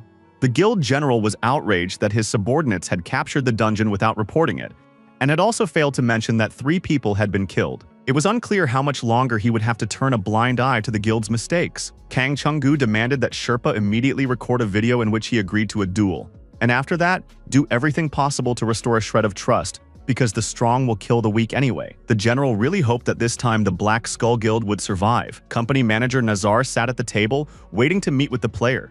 Soon, Kang Hyun-woo appeared in the doorway and greeted the manager, Kyle. The men exchanged a few compliments, and both agreed that they looked completely different in real life than they did on the computer. Hyun-woo explained that he had studied English before, so he had no trouble communicating with representatives of international companies. After that, the men sat down at the table to discuss the details of the future contract. Hyun-woo read the details carefully.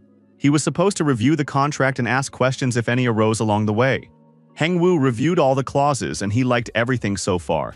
This was roughly how he and Yenchang had envisioned the contract, but Kyle asked him to review the latest additional terms. The player would receive all sorts of additional bonuses for attracting new subscribers, and they would also be offered a choice of apocrypha containing rare skills, items, or unique ingredients. Hen Wu figured he'd be able to craft a whole bunch of different items using those ingredients. Kyle double-checked to make sure the player was okay with all of this, but the young man couldn't believe his eyes. Kyle smiled contentedly and said that these were excellent terms for Mr. G, but for a Milligat player, this might not be enough. Hen Wu thought about how no one had called him that in a long time, and he couldn't figure out how Nazar's company had found out about it. Kyle said that the player's logo must be on all of his items and equipment. In addition, the player must consult with their fashion stylist at least once a week. The manager also wanted to know if the player had a promotion plan. Hen Wu replied that he would start streaming next week and hoped the manager would watch his videos. Han Wu was confident that Nazar would not regret working with him. Kyle replied that he would look forward to the streams and believed in Milligat's talent and potential. After reviewing the contract, Hen Wu immediately headed home. He couldn't wait to tell his friend all about it. Yuan Chan immediately reported that the Black Skull Guild had posted a response video. In this video, the guild challenges Hen Wu to a duel at the Yuzma Coliseum in 2 days at 8 p.m. Everything happened exactly as the guys had imagined. So Hen Wu was completely calm and said he'd rather play a game right now instead of getting nervous. The huge lizards were level 60-ish reptilians.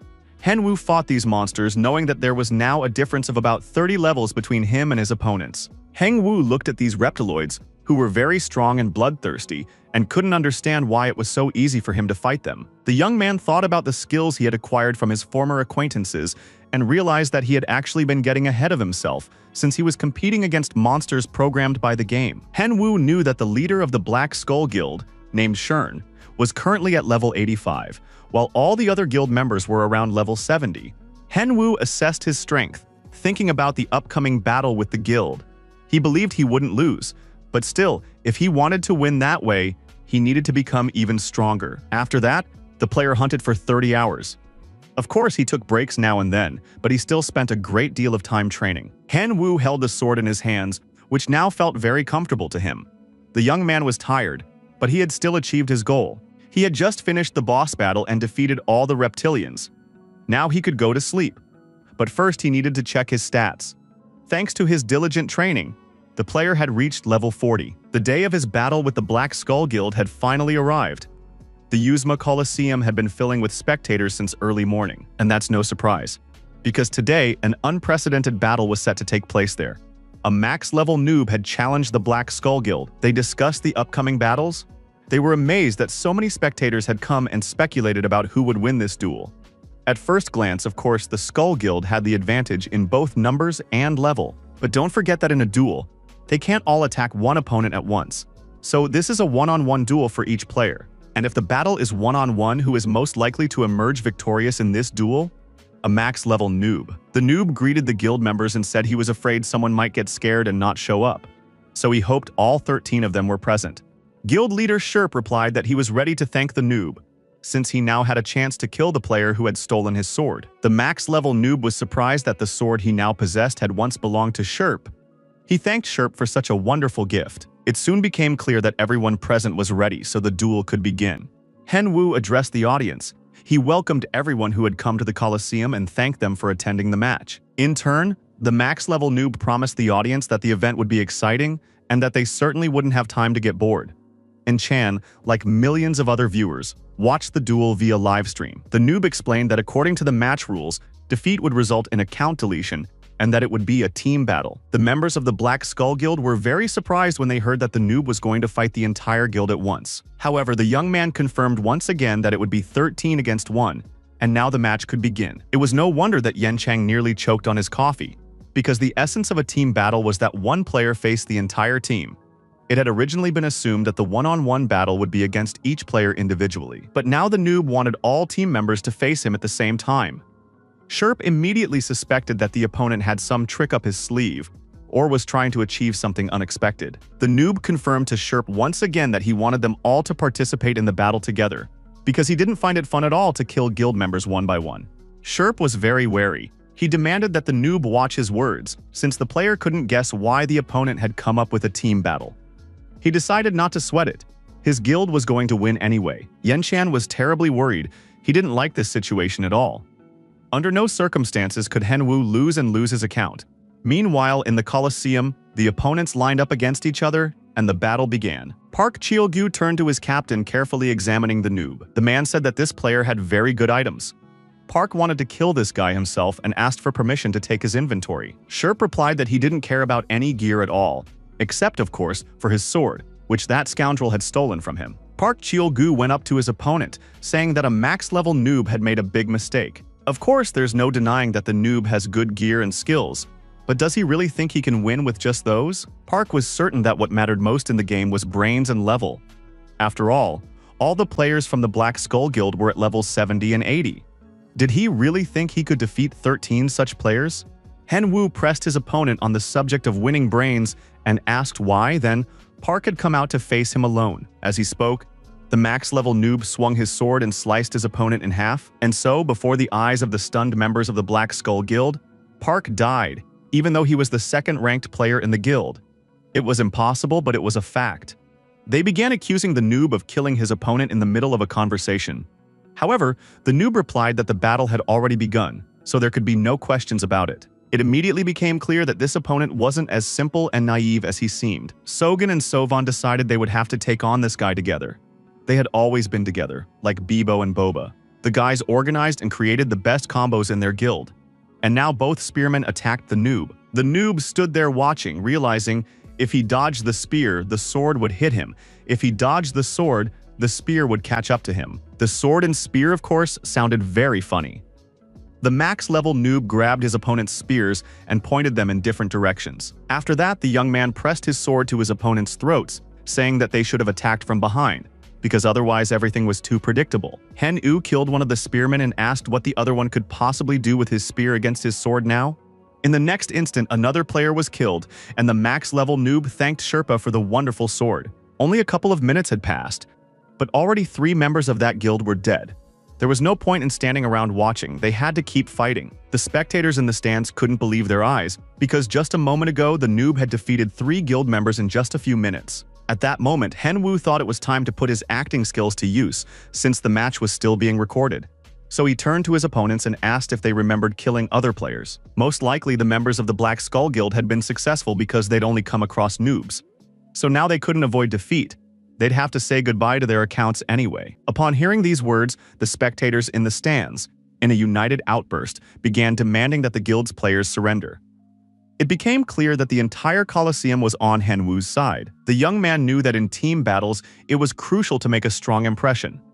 Once the first opponent was defeated, the rest of the guild members would start worrying about their own defeat. They had thought the battle would be easy, but now they were panicking and couldn't decide which strategy to choose. Henwu had no intention of giving his opponents a chance to do anything clever. He appeared behind them with a sword in his hands and launched an attack. Completely caught off guard by such brazen aggression, the Black Skull Guild members didn't even have time to draw their weapons. The enemies were in a panic, so they had to be finished off one by one. Now they had become mere props in the video. A few swings of the sword and another tank was destroyed on the spot. Soon, panic paralyzed the remaining 3 members of the entire Black Skull Guild. The Sherpa tried to cheer himself up by saying that it wasn't over yet. If they won, the other guild members wouldn't have to delete their accounts. All they had to do was win. And at that very decisive moment, he threw his sword to the ground and announced that he was surrendering.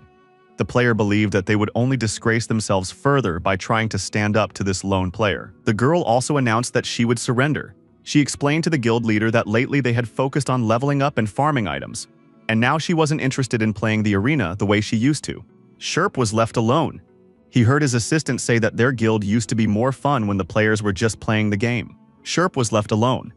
He couldn't understand how things had turned out this way, and tried to figure out where he had gone wrong. Once upon a time, he and his friends had created a guild to hunt monsters and spend active, fun times together, but at some point, they stopped enjoying the game and focused all their efforts solely on leveling up.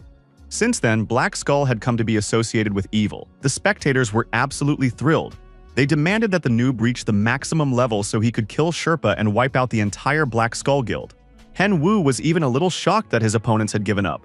The duel turned out to be too easy, and spectators watching from the sidelines might have thought the whole thing was staged. Well, Sherpa stepped forward and prepared for the final duel. The player thought that everything that had happened to him was now his own fault. It would all end here. Sherp advised the noob not to celebrate too soon. Even getting his account banned wasn't the end of it. Sherp would definitely start from scratch, and next time, people wouldn't think so badly of the Black Skull Guild. Henwu really liked those words. He had thought the entire guild had lost hope, but now its leader had pleasantly surprised him, and so the final duel began. The max-level noob fought against the guild leader, and everyone present in the Colosseum went wild. The match ended with the max-level noob's victory, and his name became the embodiment of the word justice. But at that very moment, an unusual man took an interest in the player Henwu. The general of the New World Guild, Kang Chenggu, though he hadn't expected the Black Skull Guild to win, was nonetheless impressed by this duel. And of course, this player, this noob, would have to answer for today's disgrace. The next meeting with representatives from Nazar took place at a cafe. Manager Kyle was absolutely thrilled by the duel, saying that the player was simply incredible. After all, it's unthinkable that one person could defeat 13 opponents. That's on par with a milligat. The forum was abuzz with discussions about the noob's identity. Now his name was on everyone's lips, and everyone wanted to watch his next matches. Kyle was very pleased with his new client.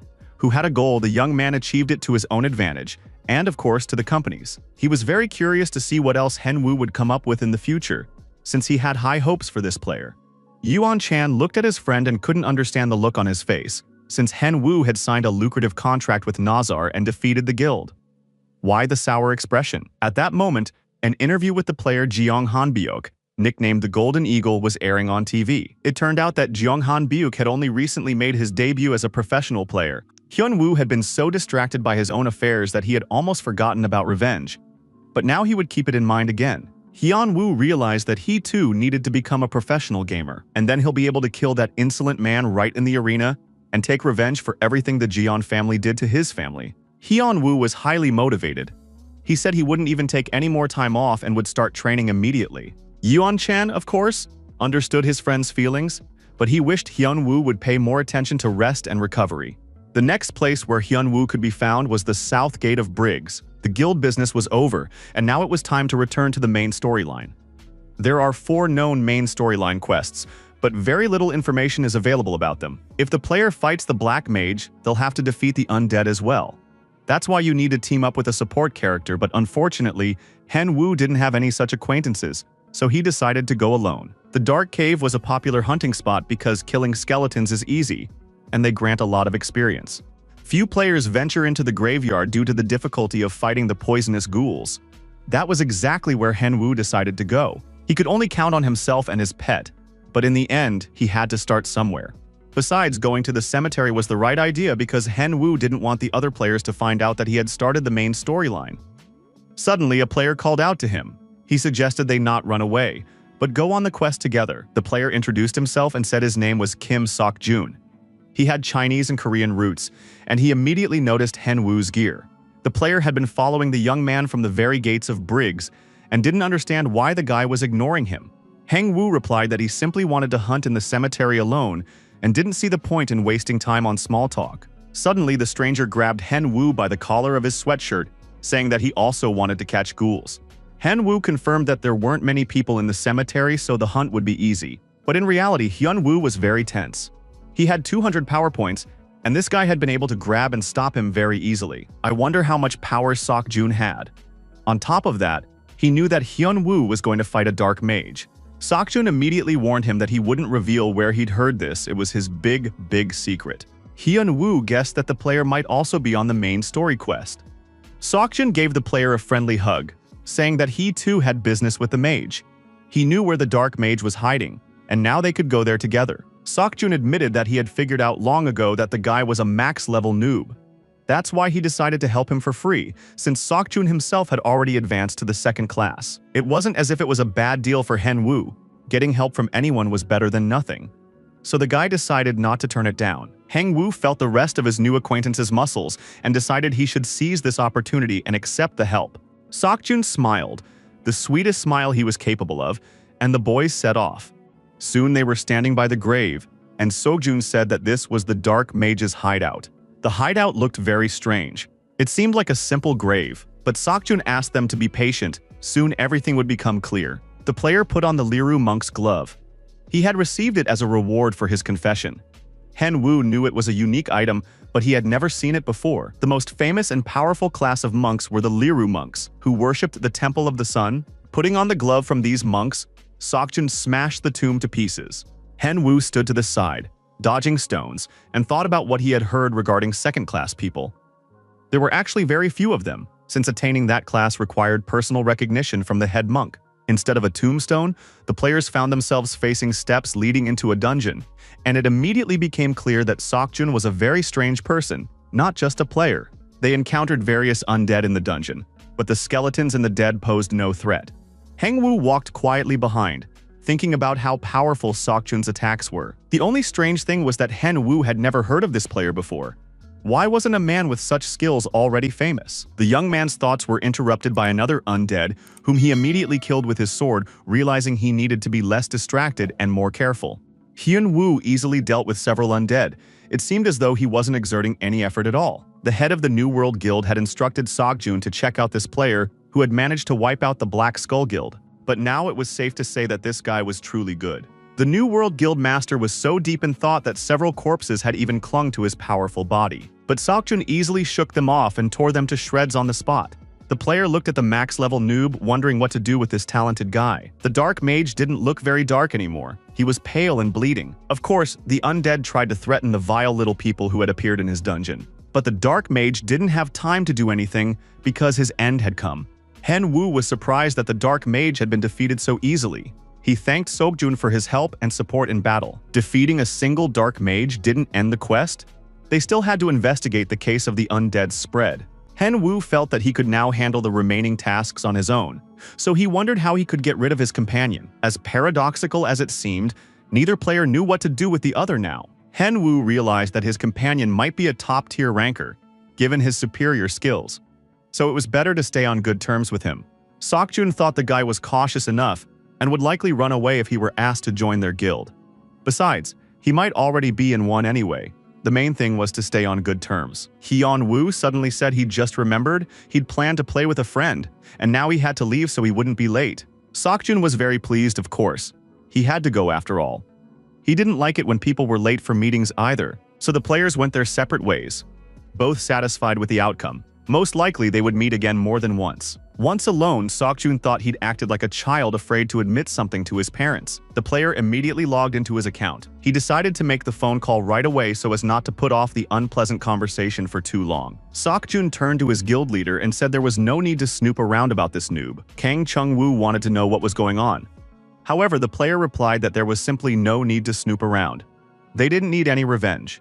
Seokjun didn't want to take revenge on the player who had now become something of a younger brother to him. Soon he would meet the guy again and ask him to join their guild. The A-World Arena streaming site promoted many convenient services, including live cube playback. AR-Cube is a modern technology that allowed viewers to watch arena videos from different angles and feel as if they were there. To do this, viewers had to pay the amount set by the video uploader. The video of the battle with the Black Skull Guild was released in this format, and of course the number of views immediately increased tenfold. And if you multiply that number of views by the amount, you can imagine just how much money Henwoo made from this video alone. 5 million won was something the young man had never even dreamed of. But now he was a millionaire. He could easily afford the new gaming capsule that allowed him to shoot such videos. Yeon-chan peeked into his friend's room and called him to dinner, but instead, Henwoo fell to his knees in front of the gaming pod and began to worship his new deity, which had allowed him to solve many problems. Henwoo returned to the game and was ready to continue his journey through the main storyline. It was unclear how many dark sorcerers he would need to catch. A question mark stood in place of the second digit. It could have been 2 or it could have been 10 mages. Henwoo couldn't figure out this riddle at all, so he decided to just travel through the quest until the answer presented itself. There were a lot of people near the cave. They stood in groups and seemed to be waiting for something. Henwoo was about to approach them, but suddenly realized that he had become quite a well-known figure and that someone might recognize him. The guy didn't have time to run away before a female fan called out to him. She immediately addressed Henwoo by name. Hyun-woo looked at her. He was very surprised and hadn't yet decided how to react. At that moment, a couple of players approached him. They couldn't believe their eyes that they had met Hyun-woo himself. It was Yuri and Yeon-jung, who greeted the guy saying they hadn't seen him in a long time, and asked how he was doing. Hyun-woo was confused. Sure, they hadn't seen each other in a long time, but why was fate playing such tricks on him? The young man didn't understand why he had run into Yuri right here and now. Kwon Yuri and Kwon Yeonjung were the younger brother and sister of his best friend, Yeonchan. Hyunwoo's nervousness wasn't because Yuri was his best friend's sister. Once upon a time, this beauty had confessed her love to Hyunwoo, and now she declared that he was part of their family since he was living with their older brother. Last time, Hyunwoo had rejected her. However, she didn't take his rejection seriously and brushed it off as a joke. Yeonjung felt awkward and wanted his sister to leave the player alone, but Yuri just giggled, ignoring her brother's pleas. Finally, she told Hyunwoo to stop being afraid of her since he was just a friend to her and nothing more. Yeonjung tried to change the subject by asking the player why he had come to this cave. If Hyunwoo wanted to hunt monsters, maybe he needed a team. The brother and sister admitted that they usually played with a warrior friend, but he wasn't around today, so they could team up with Hyunwoo and clear the dungeon together. Hyunwoo thought it over and realized that this pair knew nothing about his past, nor did they have any idea about the max-level noob. They only know Hyunwoo as their brother's nice friend, so he can safely head into the dungeon with them and have some fun there. Soon, the whole group headed into the dungeon to grind and level up. Hyunwoo, as the swordsman, led the way, while the archer and support did their jobs in the rear. Before Hyunwoo could even strike the skeletons, one of them was pierced by an arrow, and another exploded from a fireball. Hyunwoo looked at his new teammates with surprise and noted that they weren't half bad. Of course, he had doubted their skills, but now it was clear that they would navigate this dungeon quite capably. Yeonjung shot with pinpoint accuracy. He possessed excellent precision and high speed. A single arrow could take out all the skeletons at once. Yuri was good at her job. She supported the players with buffs. It wasn't easy, but she managed to strengthen their defenses. Hyunwoo even considered whether he should take this pair with him on the quest. At that moment, one of the skeletons approached the player, but before the skeleton could attack Hyunwoo, a protective barrier appeared between them. Yuri raised this barrier and protected Hyunwoo, saying that the guy needed to pull himself together since the skeleton had nearly devoured him. Hyunwoo decided he'd had enough of dealing with the guys and that now he could tell them the whole truth. He admitted that he'd come to this dungeon out of boredom. In reality, Hyunwoo was supposed to kill the Dark Mage, and a temporary dungeon would soon appear in this cave. Hyunwoo didn't want to tell the guys about the main quest just yet. He just asked how much time they could spend in the game today. The brother and sister eagerly agreed to join the hunt for the Dark Mage.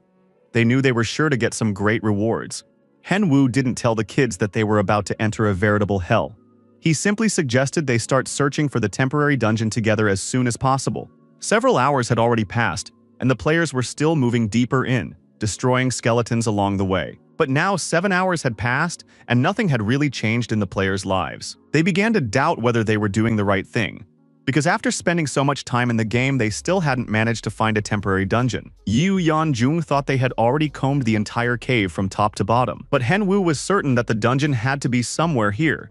He suggested that his companions take a short break. Hyunwoo was already used to long missions, but for his companions, such a long hunt was a first. Despite this, Yuri looked lively. The girl probably had a special talent for the game. Yeonjun, on the other hand, was exhausted and worn out. He sat on the floor of the dungeon, completely drained. Suddenly, the wall behind him began to move, and the boy was startled.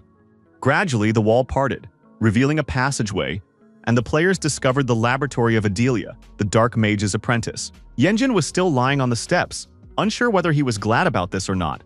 After all, he hadn't managed to rest. Going downstairs, they found themselves in a large room resembling a library, where a man stood in the distance.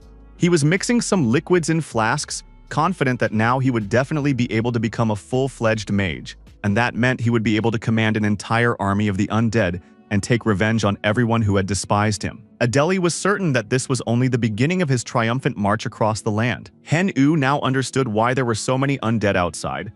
So he had fulfilled the quest given to him by the game's strongest knight. Now the players could stop the Dark Mage, because they knew everything about his master plan. Adeli was clearly flustered. He didn't understand how the players had managed to enter his hidden dungeon.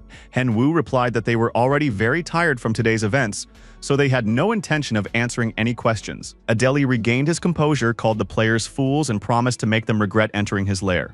The mage held out his hand toward the players and said one word, Pepe, and suddenly the wall in the room seemed to vanish, and a huge monster leaped inside. The players were stunned and couldn't move from surprise as they stared at the enormous creature. Adeli petted his pet and said that these players were its food. It could devour them down to the last bone. Hyunwoo immediately said he would take on this predatory monster, while the brother and sister would have to attack the mage. The monstrous predator was very hungry and immediately attacked the players with its paw. Yuri and Yeonjung screamed in horror, thinking their comrade was already dead. When the dust settled, Henwoo was safe and sound. He reassured his friends, telling them not to worry. This monster wasn't a skeleton, but he could handle it. It was hard to imagine exactly how he planned to do that. Looking at the enormous predatory wolf, Yuri noticed the dangerous glow emanating from the monster's eyes. The giant bear roared loudly and activated its fear skill. Fortunately for Henwoo, thanks to his fighting spirit, the fear had no effect on him. However, the boy realized that he was facing a monster of the highest rank. After all, only such creatures could use the fear skill.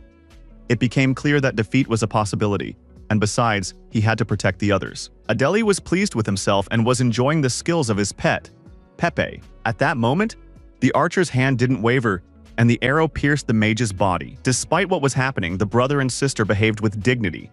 Yuri activated her shield, while the archer fired at the mage. Yuri showed quick thinking.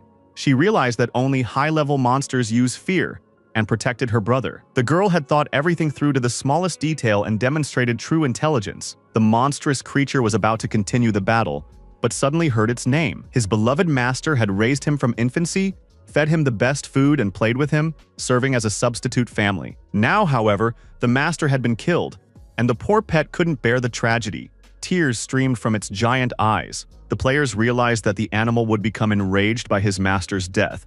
But Henwoo decided to use a different weapon. The young man summoned Tenny, who appeared before everyone.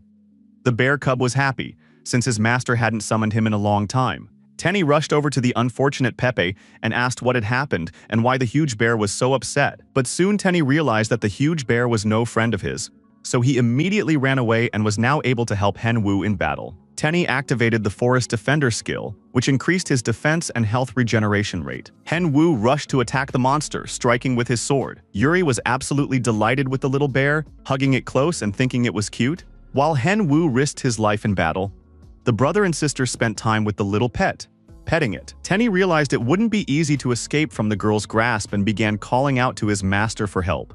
Henwoo was busy fighting, and his comrades had no intention of helping him. This meant he would have to handle it on his own. He realized it was time to speed things up and use the power of the Archons. The power of the Archons allowed him to increase his strength for a certain amount of time, and thanks to this, the monster sustained numerous wounds. Pepe gazed with dying eyes at his fallen master, and tears streamed down his face. Soon both the mage and his pet died. The scene was very heart-wrenching. All the housewives would definitely have loved it. Even the players' mood turned somber, even though they had defeated the giant bear and their health and energy were fully restored. Henwoo read the notification that the quest was nearly complete. He had killed both dark mages and could now return to LeBron. Yeonjun asked what they would do with the items they had obtained. After completing the quest, they had obtained a staff and a dark mage's book, as well as some kind of orb from the bear. Yeonjun had no idea what the orb was and handed it to Henwoo so he could examine it and explain. Henwoo hadn't expected to find this item in a place like this. The arena had become so unpredictable lately. The guy was very pleased that the orb was now his. The day spent in the dungeon hadn't been in vain. Hyunwoo told his friends that he would keep this sphere for himself, and they could divide the rest of the items among themselves. Even though it was his quest, he was the one who had done all the hard work. Hyunwoo looked pleased and added that they should consider it a gift. They hadn't seen each other in a long time, and he'd been wanting to do something nice for them for a while. Then Henwoo suddenly remembered that they had already spent a lot of time in the game, and it was time to leave. He never admitted to his friends that the sphere was more valuable than all the other rewards from this quest. As soon as the guy said goodbye to his companions, he went to visit the Empire's strongest knight. LeBron greeted Henwoo and was surprised that he had returned so quickly and completed the quest. LeBron was curious to know how the investigation into the large number of undead had concluded. Henwoo handed the knight the Dark Mage's journal, which was supposed to be delivered to His Majesty. The young man received experience, numerous blessings, and 1,000 gold coins for completing the task. LeBron said it was time to get ready. Henwoo didn't understand what he was talking about, since he had already completed all the tasks. LeBron explained that a meeting with the Emperor was coming up. Henwoo had resolved the matter, and now had to report in person. Henwoo was stunned. He had never even considered a personal meeting with the Emperor. In the 3 years since the game arena had been released, no player had ever managed to enter the Imperial Palace. That's why there were always crowds of people near LeBron's house. They suspected that the Empire's strongest knight was connected to the game's main storyline, and they were right. Now, for the first time, a player had the chance to meet the Emperor, and that player was Hen Wu. LeBron warned him not to worry. His Majesty was a great guy, a bit picky, but generally easy to get along with. Hen Wu thanked him for the warning, but wanted to know just how picky the emperor was and why there was no need to worry. The young man understood that the palace was important to the game's storyline, and the emperor would surely share some valuable items with him. Soon they reached the massive doors. LeBron said he had informed the emperor of their visit, so there was no need to worry about formalities. The door opened, and Hen Wu was invited to enter the throne room. At the back of the hall, on a dais, stood a large throne on which the emperor sat. Outwardly, he looked like a young man, more like a prince than an emperor, and he greeted LeBron. While LeBron was introducing Hen Wu, the young man thought to himself how young the emperor was. LeBron reported that he had brought the man who had explored Briggs, and Hen Wu was honored as the first person to meet the emperor. The emperor listened to LeBron and, without saying a word, began to look closely at the player. He was studying Hen Wu, who had carried out the assignment in LeBron's place, traveled to Briggs, and figured out why so many undead had appeared there. Suddenly, Hen Wu felt that he couldn't move a single muscle. He was paralyzed by a powerful surge. It felt similar to his encounter with Raccoon, but even more powerful. Hen Wu looked at the emperor, realizing that a true monster lurked behind his pleasant appearance. LeBron turned to the emperor, saying that now was no time for jokes. Hen Wu crawled on all fours across the floor, just beginning to feel his limbs again. The emperor didn't like that LeBron had called his actions a joke. It was a clear sign of disrespect. The next moment, the emperor was standing next to LeBron, asking if the empire's strongest knight was ready to be punished for his words. LeBron asked him not to mock him, since the emperor had summoned him here himself and now wanted to test his readiness. The men stared at each other in silence for a while without blinking. Hen Wu realized things were bad when a fire flared up beside him due to the intensity of their mutual energy. He recalled reading about the relationship between the emperor and LeBron in a book about the country's great emperor. The emperor was outraged that the knight often stayed at home and did not do his work. LeBron didn't see a problem with this. The emperor assigns the work to him, and LeBron, as a duke, can delegate it to his subordinates. Hen Wu knew that the two had once trained under the captain of the Royal Knights, meaning they were friends. But now a dispute had arisen between the emperor and the duke. The crux of the dispute was that each demanded the other do the work and did not shift responsibilities onto others. Lovers quarrel, but they're just having fun, thought Hen Wu. He was tired of listening and wondered if it might be better to leave. When the argument ended, the emperor praised the player and said he had a new task for Hen Wu. However, the emperor couldn't simply give the task to the player first. He had to prove his worth. Hen Wu immediately sensed the emperor's formal tone. He would have to undergo a trial and show what he was capable of. Over the course of 2 weeks, Hen Wu would have to prove that he was a great warrior by winning 100 victories. As a result, he would receive a gift from the emperor and new assignments. The emperor promised to wait for their next meeting, but if the player didn't make it in time, they would never see each other again. Hen Wu was ready to live up to these expectations. The young man realized that a main storyline quest awaited him once again. He was incredibly lucky. He only needed to win 100 duels, which he could handle easily. Hen Wu told his friend everything that had happened.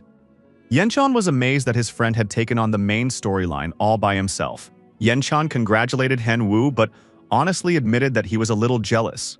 The guy thought that Hen Wu had very high luck points. While Hen Wu still didn't know what to do next, he wanted to save the battles for his debut as a streamer. Now, however, he would have to start streaming as early as Monday, since the time the emperor had given them was limited. Over the next couple of days, Hen Wu planned to level up to 50, make a few short videos, and grind a bit. Yenchan was worried that his friend had shared good items with his brother and sister after clearing the dungeon. Hen Wu reassured his friend. The kids deserved it, and things were going well for him, so he could afford to share items. Yenchan replied that he was happy for his friend if he now had the chance to give gifts. Yuan-chan sincerely hoped that things would soon go back to the way they were and that Hyun-woo would become rich again. Heng-woo was also certain that time was just around the corner, and everything would be great again for the two of them. Thanks to the contract he signed with Nazar, Han-woo received a very expensive book titled Control of Magic. With the help of the book, he would learn to use various types of magic, but first he would need 60 magic points. Heng-woo drew his sword, got ready, and activated his magic. After swinging the sword a few times, he felt his movements become lighter. Tenny ran up to his master, remembering that Hen-woo had promised him something. Hen-woo took out the sphere he had taken from the dark mage in the dungeon. It turned out to be the core of a giant bear. Tenny was thrilled. He wanted to use the core as soon as possible since it significantly boosted his pet's stats. Hen-woo teased the cub a little more, demanding respect and worship from him. After using the core, The bear reached level 35 and now considered himself very strong and invincible. The pet gained 2 new skills, Chain Lightning and Magical Friendship. Tenny hoped to become stronger than his foolish master, who would now be unable to handle his new skills. The bear began to activate Chain Lightning, clearly plotting something sinister. Hen Yu punched him in the face and reminded him that he was the master here. The closer the day of the first stream got, the more new people subscribed to him. The video of the fight with the bear racked up a huge number of views. With each passing day, the number of subscribers in the cube grew, which meant Hen Wu's income was increasing. His new short video also garnered a lot of views, where he talked about his debut and future battles. A lot of debates and rumors started popping up in the communities. Everyone was talking about how a max-level noob would win 100 duels, and the arena rankings would soon be shaken up. A huge dragon lay with its tongue hanging out, unable to do anything to the player. Seokjun sat atop the slain monster and was certain that Hen Wu would soon surprise everyone and reach their level or higher. The head of the New World Guild, Kang Chung-gu, wanted to know what was so unique about this player. Even he wanted to fight Hen Wu personally. After all, Seokjun wouldn't admire just anyone. Seokjun knew that Hen Wu would have to win 100 times, so they could meet in the arena. It would be an interesting experience, and they shouldn't miss out on it. Tenny practiced his new skills and struck monsters with lightning, quickly leveling up. After a while, both the player and his pet could barely stand on their feet from exhaustion, but it was a pleasant kind of exhaustion. Hen Wu had reached level 50, which was cause for celebration. Tenny was barely hanging on to the tree and told his owner that he was tired of using lightning. Hen Wu let his pet rest, realizing that the skills were incredibly cool but required a lot of mana. Hen Wu was pleased with himself. At this level, he was definitely ready to stream. Suddenly, a huge bird, a seagull, landed on the players from the sky, and Hen Wu barely managed to jump out of the way. A huge carrier bird, Pekka Pekka, landed next to the player. It delivered a letter from the company's manager, Nazar Kyle. Kyle had sent Hen Wu a gift personally from the director of Nazar, Mr. Jamie. Hen Wu opened the chest and was amazed. The gift turned out to be gorgeous. Inside was a black Jaguar set, which the player had once worn in a past life. The company had prepared it specifically for his first stream. The set increased speed in the dark and all other stats. To make it into the rankings, Hen Wu had to win 20 matches and then complete the remaining duels to fulfill the Emperor's mission. Putting on the gifted set, Hen Wu once again felt like the #1 ranker in the world of Milligad. Perhaps it was time to officially announce his return to the arena. In the past, streaming sites had been gradually losing popularity. With the development of virtual reality games, a problem arose with streams. The difficulties with time differences were never resolved, so the stock prices of many companies plummeted. But then a company emerged that took the management of all these sites under its wing. It was this company that created Arena. Viewers don't need monitors, they need cubes. The company developed a streaming system right inside gaming clubs. It didn't charge a commission on donations. Moreover, donations could be made directly in gold coins rather than regular money. That's why the arena became popular. While Kang Hyun-woo was in the army, people actively gathered for streams, even before they started. Hyun-woo never thought he'd have his first stream, and now he was a little nervous. However, it was time to start. The player put on a mask and stepped into the bright lights of the Coliseum. A huge crowd of viewers eagerly awaited the player's appearance. They wished the max-level noob the best of luck and future victories. Wearing a new outfit from his sponsors and the max-level noob mask, Hen Wu greeted the viewers and announced that he was a new streamer. This was the player's first stream under the name Max Level Noob. Immediately, something unexpected happened. Hen Wu couldn't believe his eyes. Donations and gold coins started pouring in. Yenshin had warned him it might be a little awkward, but there would definitely be viewers who would donate right at the start, since Max Level Noob is already an idol to many. Heng Wu watched the amounts pouring in and felt his confidence grow with every passing moment. He addressed the viewers. On his debut stream, he would battle 100 opponents. The viewers noticed the player's slight bewilderment. He clearly hadn't expected the money to pour in right away. Hen Wu decided to show off his current level and class. He made his profile public so everyone could see his private information. Many viewers were surprised. The guy was only at level 50, but they wished him luck. It was time to start the duels. In the Coliseum, there is only one type of battle: one-on-one duels or ranked matches. The winner's rank increases with each victory, while the loser's rank decreases. Opponent matching depends on overall stats. As a player's rank rises, they face stronger opponents. The first 20 matches serve to determine rank, and now Hen Wu must face these decisive duels. If he loses a ranked match, he'll have to start over from scratch. Hen Wu knew that players usually enter the Colosseum at level 30 or 40, so the first stage would be easy for him. The telecom office was busy with entertainment rather than work at that time. A manager came to the director, clearly intending to discuss work matters. The young woman wanted to tell Mr. Kang about a max-level noob who was holding duels. It was that very player, Milligat, who had previously rejected their offers. The manager reported that Hen Wu was hosting his stream. Company representatives watched the matches and decided to try once again to sign the player for their team. Mr. Kang believed that Jeong Han Biuk wasn't up to their team standard. Of course, his dad has a lot of money, so they can't afford to lose a player like that just yet. But if a top-tier rookie makes his debut as a professional player, we'll have to try to lure him over to our side. At that moment, Jeong Han Biuk was standing outside the door and overheard the conversation between the director and the promoters. The guy realized that the top-tier noob was better than he was, and that sponsors might choose him in the near future. Hyun Woo had already won 40 duels so far. Everything was going according to plan. Soon, when half of the duels were over, the number of viewers exceeded 1 million. Hyun Woo went to read the comments and saw that some viewers had decided to leave the stream, finding the matches monotonous and boring.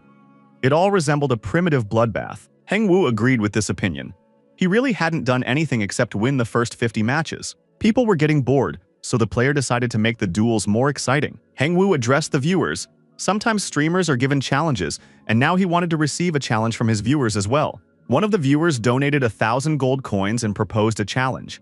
Hen Woo waited with interest to see what it would be. The stranger suggested winning the 51st duel without weapons. Hen Woo thought the viewer didn't understand how much harder it is to kill with bare hands than with a weapon. After finishing his interaction with the audience, he began searching for a suitable opponent again. Soon, one was found. It was a level 70 player. This round would be a tough one, but Hen Woo hoped the spectators would enjoy it. His opponent was wielding an axe and couldn't understand why a max-level noob had come out unarmed. It looked like madness. Hen Woo dodged the axe swing. His speed and split-second reaction stunned his opponent. He clearly hadn't expected that. Heng Woo assured his opponent that he could dodge any attack and would do so at the right moment. On top of that, the max-level noob struck in the right spot, and his foot connected with his opponent's jaw. Player Jack was in shock, as if frozen in place, unable to recover. Hen Woo decided not to wait, and while his opponent was still in a state of shock, quickly finished him off with his hands and feet. The final critical blow was delivered with a powerful fist, and the match was over.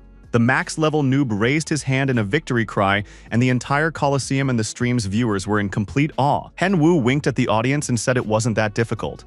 Fans immediately expressed their delight and asked their idol to teach them the same. The next viewer suggested a new challenge for the max-level noob, and the guy agreed once again to take on any task. At that moment, the arena announced that the player had a new goal: to win 10 more duels.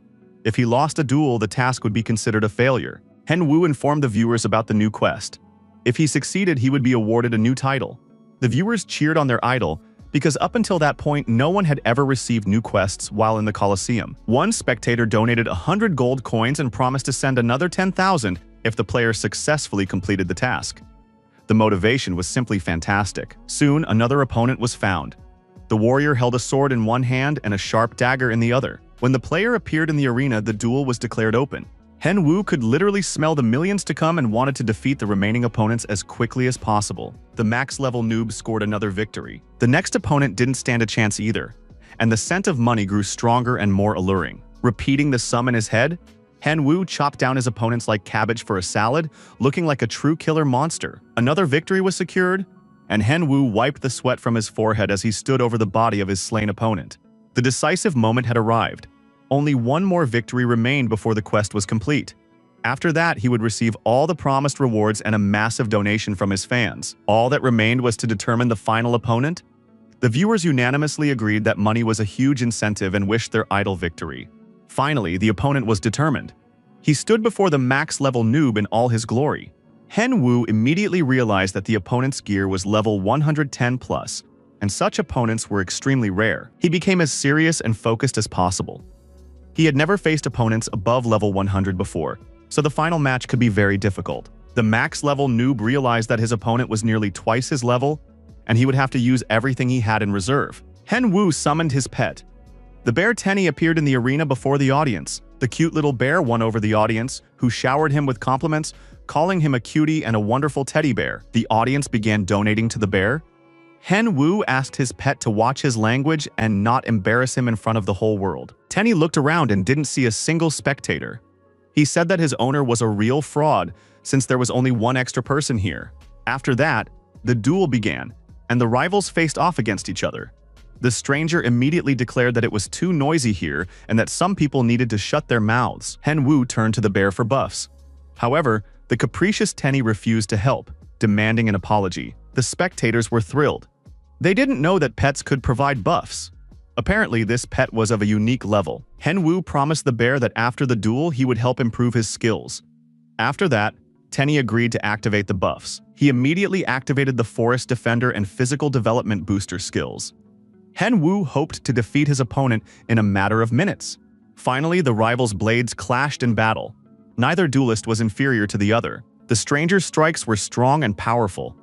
Hen Wu struggled to withstand the onslaught. He realized that without his pet's buffs, he would have been defeated long ago. The opponent was too fast and too strong, and the duel was turning into a true final battle for the championship title. Hen Wu struck and the stranger dodged. It was clear that the player was not only strong but also very lucky. Facing such a powerful opponent in the final battle was more of a test of fate. But Hen Wu was confident in his abilities and harnessed the power of the Archons. The skill boosted his strength, and he landed several powerful blows that caught his opponent off guard. His opponent hadn't expected this at all, and asked where a max-level noob had gotten such power. Hen Wu landed a critical hit on his opponent's neck, inflicting serious damage, even though the wound was small. The stranger was surprised. How could a player of such a low level stand up to him? But now he admitted that a max-level noob was indeed good. His opponent suggested that the player wasn't playing for himself. Upon hearing this, Hen Wu became furious. He was a streamer, and he was about to finish off his opponent to complete the mission. An exchange of blows ensued. Hen Wu wanted to end the fight with a decisive victory. He knew he only had enough stamina for a couple of minutes, and if he didn't finish before the buffs wore off, he would lose. Hen Wu thought he lacked the necessary skills. A couple of additional abilities would clearly have secured the victory. The opponents were literally butting heads like two rams. His opponent couldn't take it anymore and shouted that the noob was literally driving him crazy. Hen Wu felt that the situation was critical. There was nowhere left to dodge, and if he missed, the end was inevitable. There was only one way left. Hen Wu dodged, using his sword as a shield, and took the blow from his opponent. In the very next moment, he parried the attack and was ready to strike back. His opponent wondered how Hen Wu had managed to dodge, but he had no time to think. His head was severed from his shoulders. The opponent was defeated. The max-level noob player had won, and his rank had risen. Hen Wu had fulfilled absolutely all the requirements, and now he needed to go to the Emperor for a gift and assignments. However, this was truly difficult. Of course, the viewers were absolutely thrilled, and only the young man knew just how tired he was, since the stream had already lasted more than 10 hours. He just wanted to finish all this as soon as possible and finally get some rest. But just at that moment, the viewers began to fulfill their promises and shower their idol with thousands of gold coins. This immediately gave him strength and a second wind. Tenny looked at his host and decided the guy had completely lost his mind, because he'd started talking to himself. Hen Wu, collecting donations, said goodbye to his viewers, telling them that the next stream would be on Friday night, and then he disappeared. Hen Wu, sitting on his couch in his room, couldn't feel his arms or legs. He was utterly exhausted and drained. It turned out that streaming wasn't all that easy. You had to keep an eye on the chat, complete tasks, and fight. Yanshan was sure that after a few more streams, his friend would get the hang of it and wouldn't get so tired anymore. But for now, he needed to calculate how much money this stream had brought in. Yanshan decided to find the total amount, and to do that, he probably needed to go to the streaming company's website. The young man couldn't understand what kind of strange number the computer had given him. Hen Wu was also impatient. He hadn't calculated his earnings yet. The website stated that the player had earned a certain number of grams of gold. It was completely incomprehensible, of course. He wanted to know the amount in money. Yanshan set out to convert this gold into regular currency, and to be precise, even started counting on his fingers, because the number turned out to be completely strange. Soon, both friends were staring at the computer as if they were looking not at numbers, but at some invisible alien monster. Hen Wu's first stream earned him over 57 million won, and he also became the most talked about topic on many gaming platforms. The name of the max-level noob was on everyone's lips, and many companies wanted to sign a contract with him and even sponsor him in the future. Marco, the guild master of Mono, couldn't believe his ears when he heard the report. It turned out that their guild's accounts were running low on funds, and sponsors were either refusing to renew contracts or simply cutting back on payments. It was all because of a max-level noob. Now, many companies want to work with this particular player. The company isn't shy about spending money and treats its old players however it pleases. The max-level noob started his first stream at level 50. During the stream, he leveled up several times. Marco was simply furious. He slammed his fist on the table. Marco demanded that they either lure this player into their guild or just get rid of him, because they needed to win back their sponsors. The max-level noob was the first player to see the Emperor's face. The New World Guild and the Behemoth Guild also received main story quests, but only Hen Wu managed to complete the quest on his own. In addition, he had progressed much further in his interactions with LeBron than all the other players. The Phoenix Guild master named Griffin decided they needed to find this guy and lure him into their guild. It was clear that the max-level noob would continue to progress through the story. The young man received the title Fearless, which increased his attack power when fighting humanoid monsters. He especially liked the gift of a ring from Hephaestus. Hephaestus lived in the age of myths, and now one could feel the power emanating from the ring. This ring, along with the one from his first training, belonged to the same set, and now their effects were enhanced. Thanks to these rings, the player had leveled up very well. Everything was falling into place perfectly. Hen Wu was absolutely pleased with himself and his prospects. Tenny was happy too. He was stuffing himself with roasted meat and wanted to know why his master was smiling. Finally, the kind master had decided to treat his bear to a delicious meal. Hen Wu kept smiling nonstop, eating and indulging in everything. The bear cub suspected that something was wrong with his master. Hen Wu looked at the bear and marveled that his pet had become so popular on the stream. From now on, he would have to take him along too. Hen Wu couldn't calm down, smiling happily. He hadn't received his reward from the Emperor yet, and now wanted to know exactly what the gift would be. Most likely, the Emperor's gift would be on a whole different level. He just had to wait until the bear cub finished eating, and then they could head straight to the palace. The Emperor was genuinely surprised when he saw the player Hen Wu standing before him again. It was simply amazing how this guy had completed the task so quickly and returned. It hadn't even been a week yet. It seemed that LeBron had been absolutely right in his assessment of this player. Hen Wu bowed deeply, thanking the Emperor. The young man understood that he must never forget. The Emperor was a monster whose mere gaze could paralyze. While the player was trying to get up and straighten his limbs, the Emperor tossed him his reward for completing the task. The Emperor told the player to take this orb and find Alfred in the Ardea Desert. The essence of the quest was to go to the Ardea Desert, find Alfred there, and as a result, receive a skill from him. However, there were rebels in the desert. Their presence greatly infuriated the Emperor. He wanted the player to find out everything about those involved. For completing this investigation, the player would once again receive a gift from the Emperor. Hen Wu promised that he would gladly carry out his Emperor's quest. At the same time, the young man was barely holding on, struggling not to lose consciousness from the influence that the monster in the crown was exerting over him. The player reached the Ardea Desert. This location was necessary to complete the first main quest. When Han last played as Milligat, this was the first place the player had come to as part of the main storyline. Now he encountered a huge, monstrous scorpion in the desert. Tenny was tasked with using his lightning bolts to neutralize this monstrous insect. Taking advantage of the fact that the scorpion was pinned in one spot, Hen Wu landed several blows and tore the monster to pieces. Soon, the desert was completely cleared of scorpions. The player gained experience points, and this couldn't help but please Hen Wu and his pet.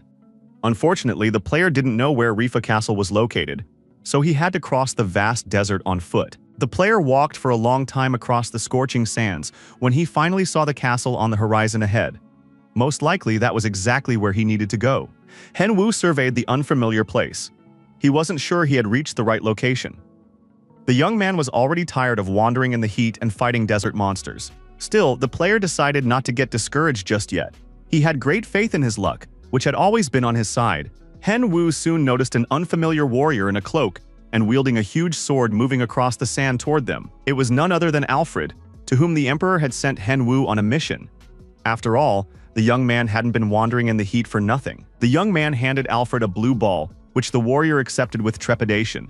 He understood what the object was. Holding the blue orb in his hands, Alfred was certain that the player standing before him had indeed come from the Emperor. Alfred said it was very good that they had met. Since he had been patrolling the area, Alfred would reward the player for it. He took out a book containing the faceted crescent skill. This skill allowed the blade to be lengthened and made lighter. With its help, the sword could be improved. Hen Wu was very pleased. Now new possibilities were open to him. Of course, the player had good skills, but with the faceted crescent skill, he would be able to level up twice as fast. Henwu felt he didn't need to be so sincere and joyfully express his emotions, so he pretended to cough. Henwu turned to his companion and asked what exactly Alfred knew about the uprising. He explained that he had come to the city to deliver the orb, but the Emperor had also ordered him to gather all possible information about the uprising in the desert. Alfred realized that this young man had the Emperor's trust and handed him a map that would help Henwu in his further investigation. It was a map of the desert. Alfred had marked suspicious locations on it, as well as Rifa Castle. Alfred believed that someone from Rifa Castle was aiding the rebels, because they had too many classified documents known only to people from the castle. Alfred hoped that the player would be able to sort out this complicated case. Henwu promised that he would do everything possible and within his power. The map Alfred gave him marked 3 locations: Rifa Castle, the Tribe of Darkness, and Lake Bryan. The Tribe of Darkness was the most suspicious. It was a level 90 hunting ground inhabited by desert scorpions and desert goblins. Henwu knew he was the only one who knew the secret about the Tribe of Darkness. He had discovered this secret back in Milligat's time, and thanks to this secret, he would achieve victory. Ten lay in ambush at the edge of the cliff and looked down intently. He wanted to understand why he and the master were here, looking at a giant cactus larger than the mountains. Instead of answering, Henwu grabbed the cub by the hood and asked him to trust him. The next moment, Henwu and his pet jumped off the cliff to the small bear's wild cries. Henwu knew that if he completed this quest, he would advance much further than any other player in the history of the arena. Of course, it was interesting to see what reward the guy would get next. And just at that moment, he landed on a huge, prickly cactus. Over the past couple of years, many players had visited the Ardia Desert, but none of them had been able to find the secret dungeon, except for the player Kang Henwu during the Milligat era. All of this happened for one simple reason. The players couldn't find the code to this dungeon, but Hyunwoo was now standing in front of a giant cactus, and everything was perfectly clear to him. Tenny was already worried about his master, who had apparently overheated in the sun and was now about to become a sacrifice to some cactus. Tenny didn't understand why his master was going to die by running straight into the cactus. But Henwu was certain there was a dungeon inside the cactus. They just needed to find which side the entrance was on. Tenny had already lost hope. He realized that his master had truly gone mad. Of course, the bear cub had known this for a long time, but he hadn't wanted to believe it until the very last moment. Henwu grabbed the bear by the hood again and flung him onto the cactus amid his pet's wild screams. But it turned out that the player was right after all, and the entrance to the secret dungeon had been found. Now the bear could no longer scream and curse at his master. Henwu also entered the passageway located in the center of the cactus, and was surprised as he looked around. He had already forgotten how everything was arranged inside, because he hadn't been to this place in a long time. The hidden desert was hidden within the desert. The player and his pet looked in wonder at the landscape that unfolded before their eyes. Tenny just couldn't calm down. The little bear was crying because his master had picked him up and thrown him right into the cactus. And that's no way to treat your best friend. Finally, the bear cub said he was upset with his master and didn't want to talk to him at all. However, the situation was such that Henwu had no time for conversation now. It was unclear where the desert lizards had come from, emerging from beneath the sand. Apparently, they were native to this hidden desert. In the arena game community, no one knew anything about desert monitor lizards at all. Henwu remembered only one lizard, but it was an ordinary lizard, not a monitor lizard. This oversized lizard standing before the player was about 20 meters tall and nearly 5 meters long. So it didn't seem all that big.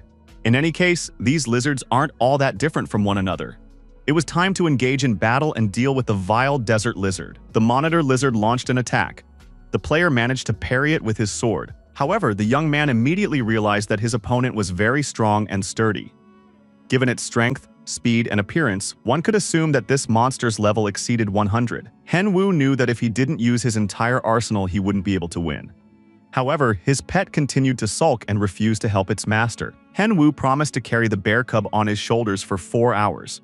In return, he immediately received all the active buffs his pet had to offer. Henwu also enhanced his sword, realizing that he wouldn't be able to handle this monitor lizard with a regular sword. The player jumped onto the head of the vile desert lizard and plunged his sword into its neck. The monster let out a loud roar.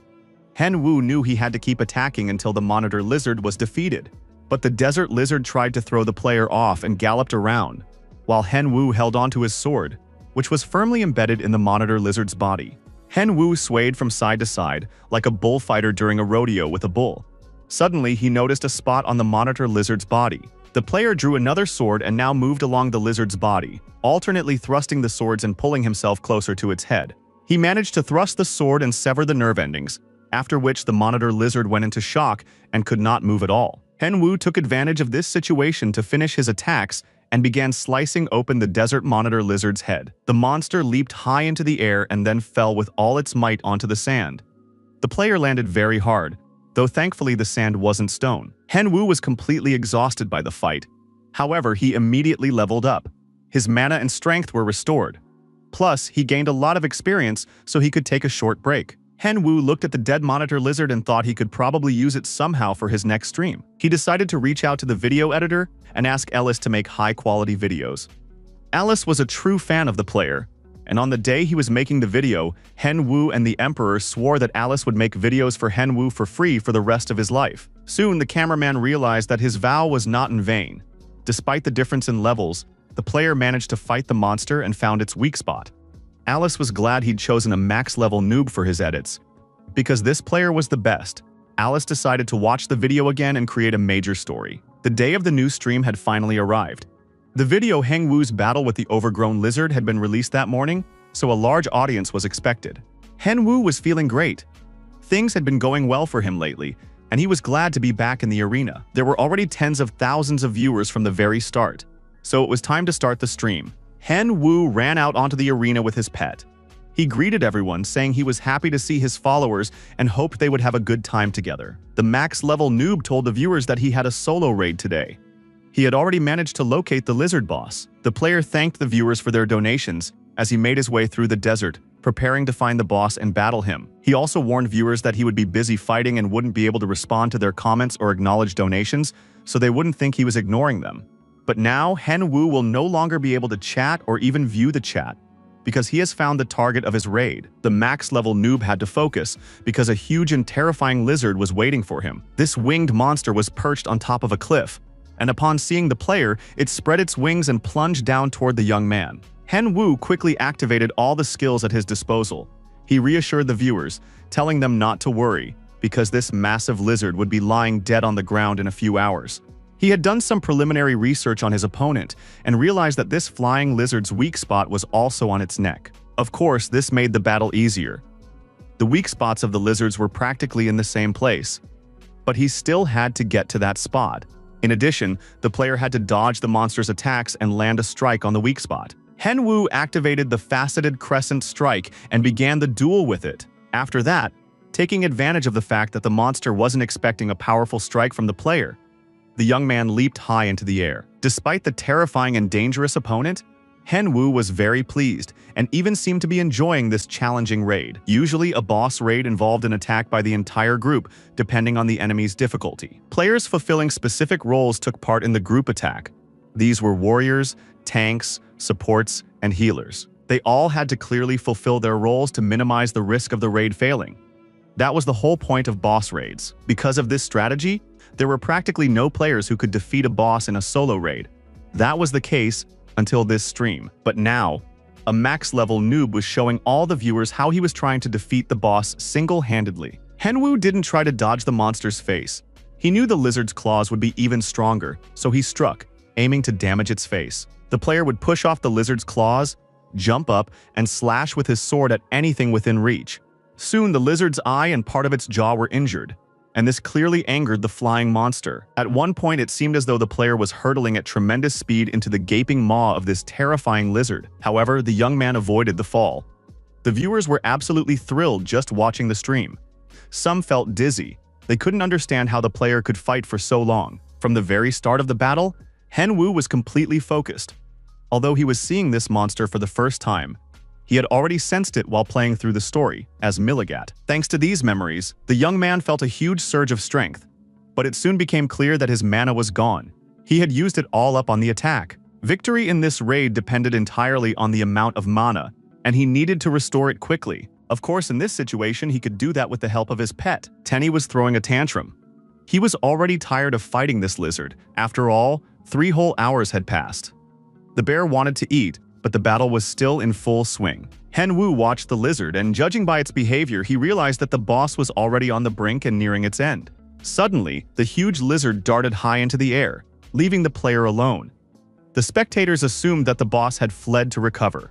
Hen Wu watched the flying lizard and realized that the monster wasn't running away from the fight. On the contrary, the massive flying lizard was gaining speed and altitude to plummet like a stone onto its opponent. The final phase of the battle had begun.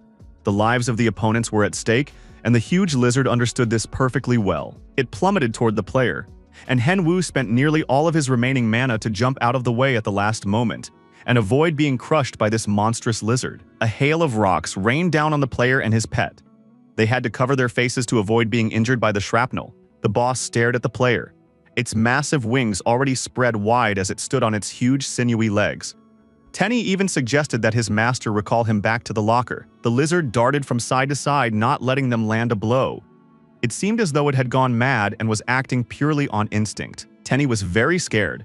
He didn't understand why the lizard had suddenly become so fast, while his owner stood motionless. All the game's bosses had their own strategies, as well as specific attack patterns and weak spots. Good players try to figure out these strategies. They don't need to and don't want to rush headlong into a fight. It's better to analyze everything first. That's exactly what the max-level noob was doing right now. He was looking at the tracks left by the lizard and was focused, trying to understand the monster's movements. The lizard began to descend toward the player again, and it seemed as though it was about to swallow the player along with his cute pet. But Hen Wu was keeping track of every move his opponent made, as well as his own strength, speed, and mana level. The guy managed to jump back again. Now even the lizard couldn't figure out where the player had gone. Hen Wu and the bear leaped high into the air. He knew the lizard had a weak spot. It was located at the back of its neck. It was a perfect opportunity for the pet to activate its lightning skill and direct a bolt at the monster's neck. Thanks to this lightning strike, the desert dragon was in a state of shock and couldn't move. The player had to take advantage of this to deliver the final blow to the desert dragon. The young man had to pour all his available mana into this strike. Hen Wu gathered all his strength and concentrated on the strike, preparing to finally kill the desert dragon. The lizard's state of shock was just enough to strike its weak spot with maximum force and speed. And just like that, the monster's head was practically severed, and the desert dragon could no longer harm the man. Victory belonged to the max-level noob. He gained a new level and experience. His strength and mana were restored. The player was very tired, but happy that he had managed to defeat the dragon. Now he could relax and rest. Tenny ran as fast as he could to his beloved master, whom he had had to keep his eyes on for 3 hours straight while casting buffs. The bear cub gave his master a good shove, saying he wouldn't sign up for such an adventure again and that he shouldn't be dragged into difficult battles. Hen Wu remembered that his stream was still going, and now he could finally check the chat and respond to comments and donations. The player lay down on the ground, apologizing to the viewers. He said he would respond while lying down. The viewers were absolutely thrilled. They congratulated him on the excellent result and began showering him with donations for the entertainment. Hen Wu was so exhausted that he couldn't even reply to the messages. In the end, the max-level solo raid ended in his victory. The player thanked the viewers for their support and donations. The guy was very tired because he had to track this monster for a long time before he could figure out its behavior pattern. As a result of defeating the desert monster, the player received a bracelet made from parts of a desert dragon. This bracelet boosted mana and physical strength, and also allowed him to perform a magical fire attack. The young man was about to collect his rewards and log out. At that moment, several players approached him and said they had been looking for Nuba for a long time and had finally found him. The young man assumed they were his fans, who had started bothering him even in the game, and thanked them. But the strangers said they weren't fans. They were players from the Manhwa Guild, and they had a proposal. The gist of the proposal was for the max-level noob to join their guild. Hen Wu looked at the group of players. It was the first time he'd heard of the Manhwa Guild. The guy said they belonged to one of the largest guilds. It was hard to understand how a max-level noob could not have known about them. Hen Wu was very tired. He didn't want to talk to them, believing that the largest guild shouldn't behave rudely and arrogantly. He said he didn't care about any guilds at all. They didn't interest him, so the players could just go back to their cave. The players said that if the noob refused to join them, then they had no other choice. Hen Wu realized these guys were going to kill him. Judging by their gear, they were just over level 100, so dealing with them wouldn't be difficult, but he was still too tired. Hen Wu was surrounded on all sides by members of the Manhwa Guild, but suddenly a voice rang out from above. Hen Wu heard someone ask, "Does our dear noob need some help?" It seemed he was in trouble now. The next moment, this player jumped off the cliff and landed among the players, pleased that he could finally be of use. The young man introduced himself. It turned out he was Yoon Jun-ho, a supervisor from the Nazar company. This was the first time Hyun-woo had heard of overseers, and he didn't quite understand what his job entailed yet. Yoon Jun-ho explained that he assists the company's top clients when they find themselves in trouble. Apparently, their most valuable client currently needed help dealing with a group of insolent players. Yoon Jun-ho addressed the guys, saying he wanted to make a deal first. He wouldn't touch the guys from the Manhwa Guild, and they wouldn't touch his client. In response, the players demanded that this office worker get lost and stay out of their way. In the end, the guys decided not to waste time talking and to kill both of them. Yoon Jun-ho looked upset. He said that, unfortunately, he had to do something he didn't particularly like. But now he wanted to tell his dear client that he would handle this problem on his own, and the man began to draw his sword from its sheath. There were only 9 people here. The overseer said that he valued the client's time, so he would deal with everyone in the next 3 minutes. The attacks this man launched were characterized by tremendous speed. The guild members didn't even have time to see what was happening, but Junho was already in front of their leader. Just a few light strokes of the dagger, and blood spurted from the warrior's body. Seeing what was happening to their captain, some guild members decided they probably shouldn't get themselves into trouble. Yoon Jun-ho, flashing the blade of his dagger, said he'd heard a lot about the Manhwa Guild, but he was curious to see how long these guys would last without their leader. Hyun-woo stood to the side watching the fight. He hadn't even expected Nazar's company to assign such a great overseer to him. Yoon Jun-ho was truly incredible. His speed and precision were astonishing. Hyun-woo assessed the situation and realized that this man's skill level was far above his own, so he decided it was best not to antagonize him. Junho was finishing off the guild's last player. He was trying to get it over with as quickly as possible so as not to keep his valuable client waiting. Hyun-woo praised the man's excellent skills, but Junho said he felt awkward hearing such words from a max-level noob. Hyun-woo asked his supervisor what his level was. It turned out to be 170. Hyun-woo had never met a player with such a high level before. He asked Junho bluntly why, with such a rank and level, he was doing such a strange job. Yoon Jun-ho answered honestly and frankly, saying that his level couldn't support him and his family.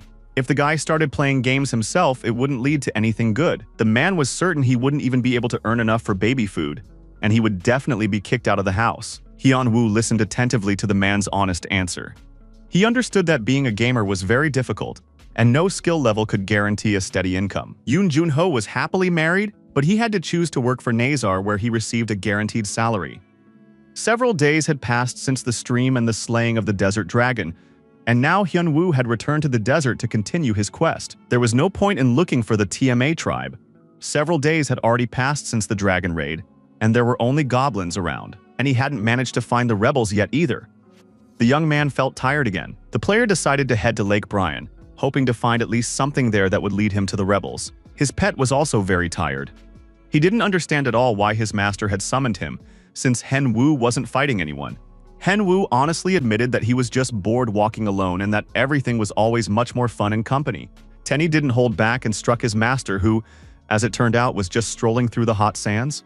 The bear didn't understand why he was being summoned for no reason and wasting his energy, but the player said he wasn't part of any guild, so he was bored. Sitting on the sand in the middle of the desert, Hen-woo spotted a set of footprints, most likely left by a stranger who had passed through here quite recently. Hen-woo and the bear began to examine the tracks. There were not only human footprints here, but it also looked like some kind of vehicle had driven by. Meanwhile, it was evening in the city, and the houses were lit up with a warm glow.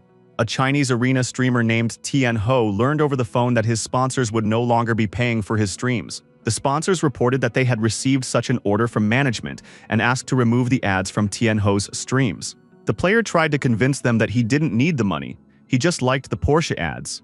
However, the company's management had chosen a different spokesperson, and now it would be a player named Max Level Noob. After receiving an apology from company representatives, Tian Ho flew into a rage and threw his phone, realizing that he was no longer suitable for them. Tian Ho was very angry at this newbie whom they preferred over him, even though he was no worse than this noob. Another player witnessed this scene, understood the gist of the conversation, and just wanted to clarify who the sponsors had chosen over Tian Ho. The young man knew that the max-level noob was a famous streamer who had recently won 100 duels in a row. Tian Ho told his friend that because of this player, his contract with Porsche had been terminated. Liu Shay wanted to support his friend, who was the greatest streamer in all of China. And now this tasteless company, Porsche, had traded him for some noob. Liu Yushi offered to help his friend resolve the issue. He was ready to have his guild stand up for Tian Ho. Liu Shi was the representative of the largest guild in the arena, called Gru. He said he would handle everything himself, since the Chinese streamer was like a brother to him, and Liu Shi would quickly resolve this problem. Hen Wu followed the tracks in the sand until they abruptly ended, running into a rock. The young man was sure that this rock was just as much of a mirage as the cactus had been last time. He activated his scanner and found that he had indeed located the rebel camp. He had to decide whether he wanted to go there. Of course, the player had no intention of abandoning the quest halfway through, so he immediately confirmed his decision and, along with the bear, entered the rebel camp. The half-ruined slums disappointed the young man. Usually a rebel camp was some kind of captured castle or village. Here there were only ruins. However, the abundance of weapons gave the impression that the rebels were indeed preparing to wage war. Hen Wu didn't understand why his quest wasn't over yet, since he had found the rebel camp. Was there really something else he needed to do? At that moment, a local resident spotted the player. He approached and asked what the stranger was doing near his cart. Hen Wu realized he had come completely unarmed. The man didn't take his eyes off his pet. He turned to the bear and asked if its name was Adel, and if it was possible that he was Master Filian's apprentice. Hen Wu couldn't recall those names.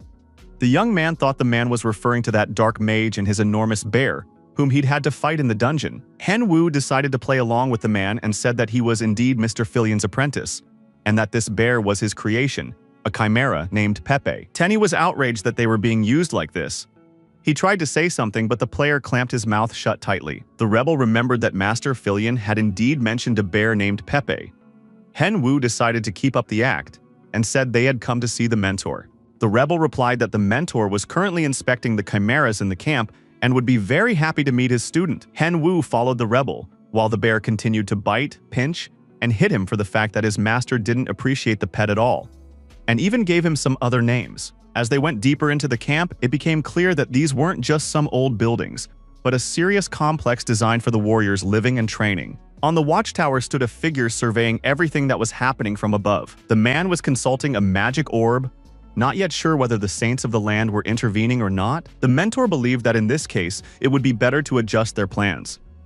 To do this, they needed to gather all the black mages from the south. This was the Black Archmage Filian. The Lord of Rifa Castle supported the rebels.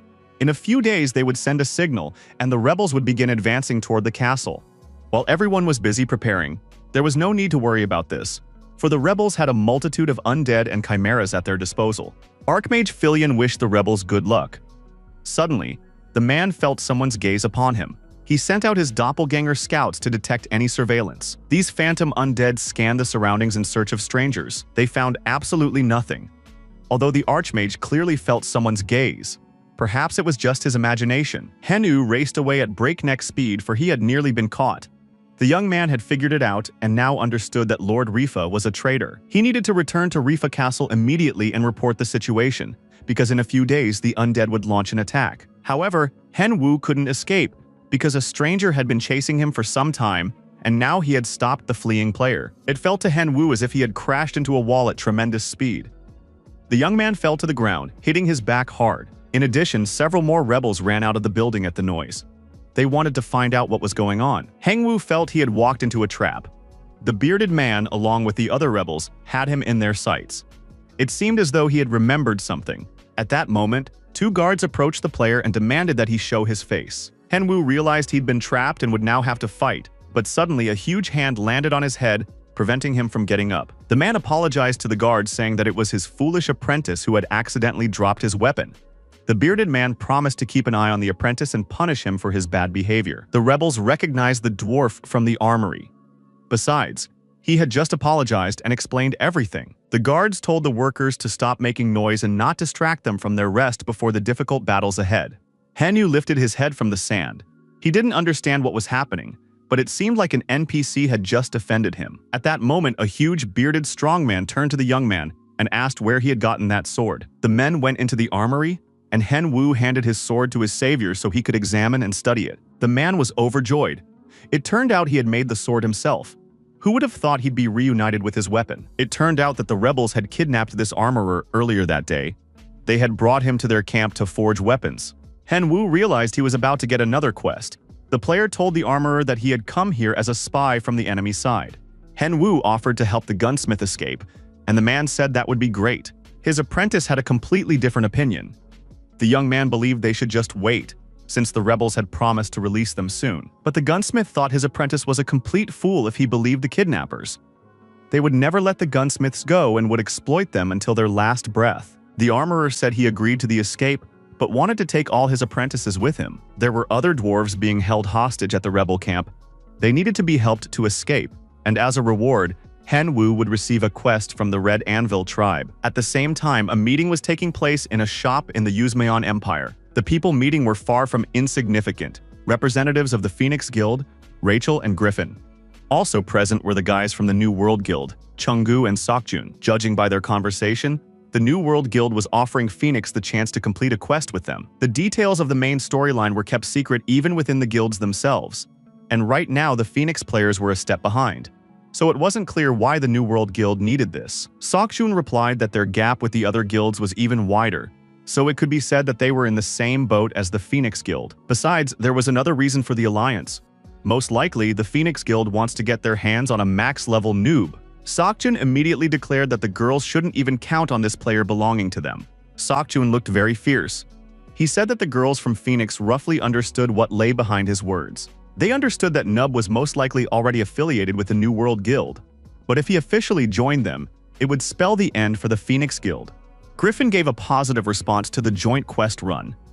Sokjun was very surprised. He had hoped that the Phoenix Guild would fight for Nub. After that, news of the guild's collaboration became a hot topic of discussion in the arena community. Viewers speculated that by joining forces, the two guilds had established a monopoly on completing the main storyline. However, the very next day, a single video shook the arena even more. Chunggu, alarmed, rushed over to his friend. He immediately asked if Sokjun had watched the new video featuring the max-level Nuba. Sokjun tensed up, realizing there must be some kind of unpleasant catch. The max-level noob greeted all the viewers. He told his fans that a main storyline quest was currently underway and wanted to share his concern about the increasing number of players who weren't strong enough for it. But even for such players, the max-level noob had something interesting to offer. It was information about the quest straight from him, the person right in the thick of things. If anyone is interested in the main storyline, players will be able to visit Rifa Castle in a few days.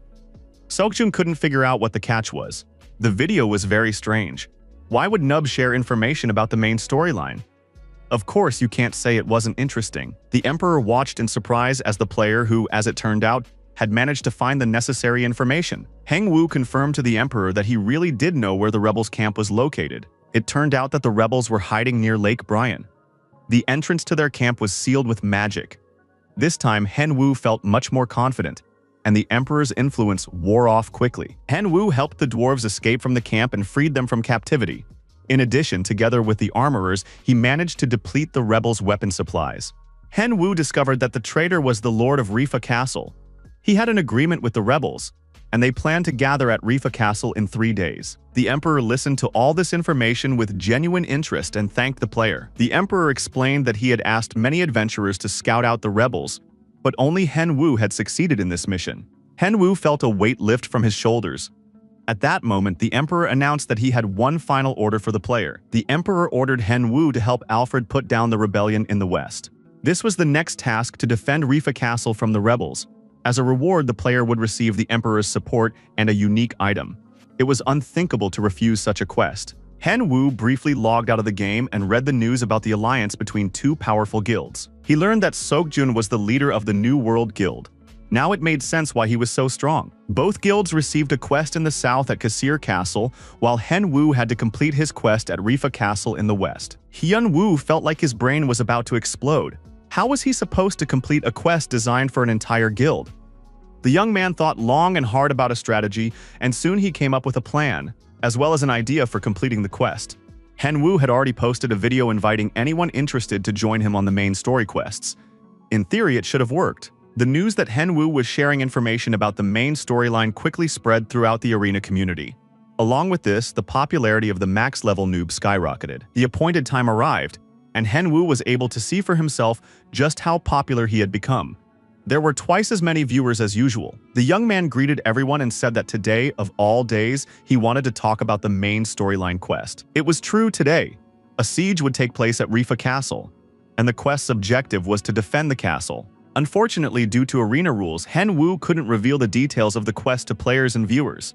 But he decided that such an interesting quest would be boring to complete alone. So the player invited anyone who wanted to join him on the quest.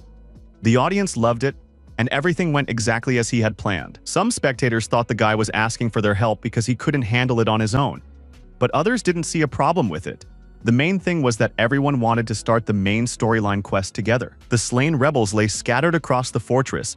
They had clearly been ambushed. Alfred was outraged, for the lord of the castle had turned out to be a traitor, even though the emperor had entrusted the castle to him. The lord said that Alfred knew nothing and understood nothing, and that everyone needed to open their eyes and stop trusting the emperor. And now the castle's defenders had come out for the final battle with the rebels.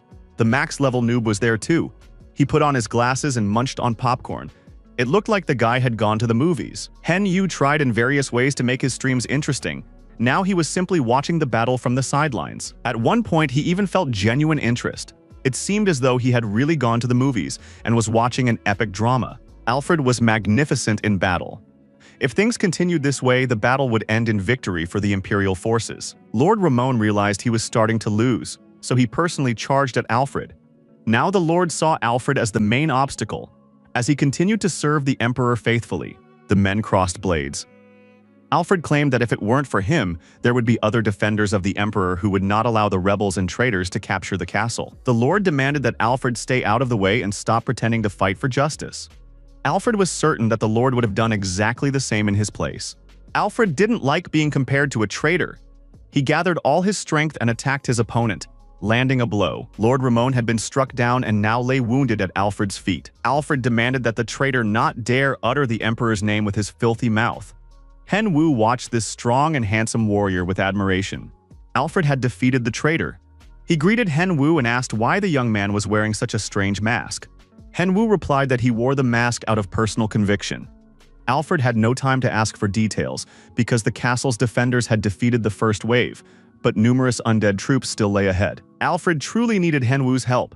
He reached out and asked the player to join him in defending Rifa Castle. At that moment, something incredible began to happen in the vicinity of Rifa Castle. The castle's defenders watched in horror, wondering where all these monsters had come from. And indeed, thousands of undead skeletons, dragons, and ghouls were visible on the approaches to the castle. It was unimaginable, and the castle's defenders realized they would hardly be able to cope with such a gigantic army. Hen Wu also thought that the number of undead was simply unbelievable, and now they would have to do everything in their power to survive the battle against these enemies. The player began frantically thinking about how to deal with the villains if there were too many of them. Alfred was also worried, seeing the anxiety on the face of the max-level nub. Alfred believed that the castle's defenders had to buy time until Duke Lebron arrived with his knights. However, Hen Yu saw the problem not at all in the number of undead approaching the castle. The max-level noob was very worried that the arriving players would take all his loot. The fact was that players had gathered at the foot of the castle whom Hen Wu had invited to join him in battle. The undead were approaching, confident that they would face only a few dozen defenders of the fortress. But in reality, there were thousands of defenders. They had filled every approach to Rifa Castle. Hen Wu continued his stream and named this quest the Siege of Rifa Castle. Soon the battle began. The opposing forces moved toward each other. The commander of the castle's defense called for magical assistance. All the mages on the battlefield activated their abilities, aiding Lord Alfred. A huge number of fireballs flew toward the undead, blowing them to pieces in all directions. Despite this, the undead kept coming. There were simply too many of them. The situation hadn't changed yet. The rebels hadn't even approached themselves. They had sent the undead ahead of them to fight the players. Alfred believed that LeBron would come to the rescue with his knights. Suddenly, everything around them was bathed in bright light. The most famous and powerful players had entered the battlefield. These fighters were absolutely thrilled by what was happening.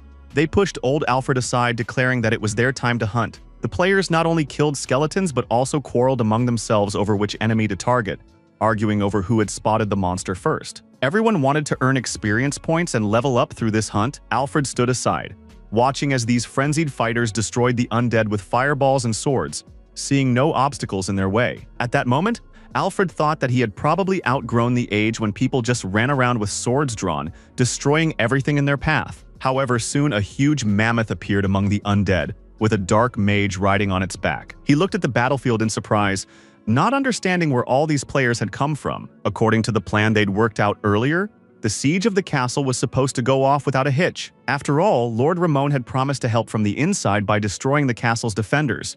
But where had all these players come from? The Dark Mage realized that things weren't going according to plan and quickly changed tactics. He ordered his minions to get rid of the players as quickly as possible. A large number of Dark Mages activated their abilities, trying to weaken the players' capabilities. The swordsmen handled the orcs who weren't very high level with ease. Previously, the players had thought that the main story quests were extremely difficult, but in reality, things turned out not to be quite so dire. However, magical circles suddenly began to appear on the ground. Players stepped into these circles and lost their abilities. Monsters began crawling out of the circles, grabbing the players. These monsters squeezed the players in their fists like rotten tomatoes, leaving them unable to resist. The battlefield was a scene of unimaginable chaos. Never before had the players seen such a concentration and variety of monsters. The monsters varied in strength and abilities, and Alfred finally found an opponent equal to him in power. He charged at the enormous wobbler, declaring that he would hold it off while leaving the rest of the monsters to his subordinates. The monsters were ruthless, making no distinction between friend and foe. They destroyed everything that moved. Soon the battle turned into a monstrous meat grinder, with players and weaker monsters caught in the fray. Alfred tried to draw the huge monster's attention and demanded that it fight him specifically. Soon his attack succeeded. The player managed to inflict numerous wounds on the enemy, striking it with his sword. The situation was getting serious. Alfred realized that the duel had only just begun, but he felt exhausted. He knew that if he lost, the entire Rifa castle would fall. He had to do everything possible and impossible, at any cost. He had to stop the invasion of these monsters and prevent them from reaching the castle. Finally, the battle yielded a result. The enormous demonic mammoth was destroyed. Almost simultaneously, one of the demonic creatures in the boss's grasp began to fade and perished. Alfred could barely stand, only half of his sword remained. But this great warrior had no intention of giving up. He was ready to give his life, but as long as he was there, the monster wouldn't be able to touch his castle. However, the moment came when it became clear that Alfred would not survive. Unlike regular arena players, NPCs cannot be revived. For every NPC, death is the end. Now Alfred asked the Emperor for forgiveness for his untimely departure. But just as the monster's claws were about to grab Alfred, someone's sword struck a single blow, and that was enough. Alfred, stunned that he was still alive, turned around in surprise to see the boss's severed hand flying away. Hen Wu, along with his pet, asked Alfred to step aside, because now he was entering the battle with the boss. The player said he had come to take Alfred's place and would handle this giant monster. Hen Wu was strong enough to sever the enemy's limbs. After a few blows, it became clear that the outcome of the fight was a foregone conclusion. The huge boss screamed loudly, having lost its arms and legs. Alfred hadn't expected this turn of events after all. His death was supposed to happen at this stage of the quest. Hen Wu stood over the slain monster's body, marveling at its strength and resilience. The beast had held out for an incredibly long time. Alfred silently watched the player who had saved his life. Now the arena would create a new scenario for this NPC. It was amazing to see a warrior with incredible skills appear in the game, capable of saving an NPC's life. It was impossible not to respect him for his strength and courage. The player gained a new level for his achievements and rejoiced at successfully completing the difficult quest. In fact, a new hero was being born right now. Alfred felt frail and could only watch the growth of the max-level noob from the vantage point of his experience. Suddenly, danger appeared in the sky. Alfred managed to shout at Hen Wu to be careful. Hen Wu darted to the side, barely managing to dodge the attack, feeling the hellfire pass through his body. Hen Wu and Alfred looked down at the ground, split in two, trying to figure out who was responsible for the horrific attack. The Dark Mage Filion towered over the players. He hadn't expected to have to personally participate in this battle. Filion had planned the attack and intended to enter the castle as the victor. No one knew the level of this awakened mage, but one thing was clear: he had no rivals. Those present understood that winning a battle against an awakened mage was practically impossible. A max-level noob knew it would be extremely difficult. He tried to figure out a way to at least stay alive, not dreaming of victory. The game reported that help in the form of knights would not arrive soon, so the defense of Rifa Castle still rested on the players' shoulders. According to the quest's storyline, the players were supposed to defend Rifa Castle from attacks by undead and rebels, as per LeBron's plan. However, things didn't go according to plan. There were far more players than expected, and the arena system quickly adjusted the storyline. Measures were taken. The level of all villains was increased several times over. The game strengthened the rebels in real time, so Archmage Filion appeared in person to battle the players. Hen Wu, along with his pet, turned to Alfred and sent the NPC away, saying he would handle everything himself. Alfred understood that this made sense. In his weakened state, he would only get in the way. As he left, Alfred warned the player to find him after the battle was over. The young man immediately realized that there was a hidden reward in the quest. The dark mage Filion was stunned to see the Emperor's chief steward leaving the battlefield. He shouted that Alfred shouldn't even hope to escape and launched an attack on the NPC. However, the attack was interrupted by Hen Wu, who sliced it in two with his sword while his pet generated a bolt of lightning. The mage looked in surprise at the player who had recently killed his chimera and now hoped to defeat him. Filion was certain this was impossible and channeled all his power into a magical strike against Hen Wu. Magic circles appeared beneath the player's feet, from which skeletal hands emerged and tried to grab his legs. Soon, several skeletons wrapped themselves around Hen Wu, trying to immobilize him. He tried to figure out what kind of skill this was and how to fight it. Tenny realized things were bad when the skeleton's hands nearly grabbed his paws. He jumped off his master and asked him to find him if Hen Wu survived this battle. Never before had a player felt the threat of defeat so close. The skeleton's bony fingers were creeping toward his head, and the mage Filion towered over him. The villain attacked the spot where the minions were holding the player, preventing him from moving and evading the blow. The dark mage was almost certain of victory. He waited for the dust to settle to confirm that the player was dead. But when the dust cleared, both the mage and Hen Wu were surprised. Hen Wu didn't understand who this brave and powerful knight before him was. The players near Rifa Castle soon recognized the main celebrity. They had seen a max-level noob fighting the boss. They rushed to greet and welcome their idol, grateful to him for the opportunity to participate in such an event, promising to reward him with gold coins. Tenny was very upset, not understanding where this crowd had come from. Hen Wu also looked at the players, not knowing how to react. Soon, the young man found himself at the center of the action. Players stood around him, ready to fight side by side for the victory of good over evil. These players had come to defend their idol and were now ready to fight to the end. The max-level noob finally realized he could relax a little. Knowing he had good support, he raised his sword, greeted all the players who had come, and called on them to join the battle together and complete the quest. This was the huge advantage of the main storyline. It allowed you to make changes and alter the course of events depending on the situation. Shortly after the battle with Filion began, it became clear that the mage was starting to lose ground. Hen Wu, like a traffic cop, watched Filion's attacks and directed the players, moving them to the right or left depending on the situation.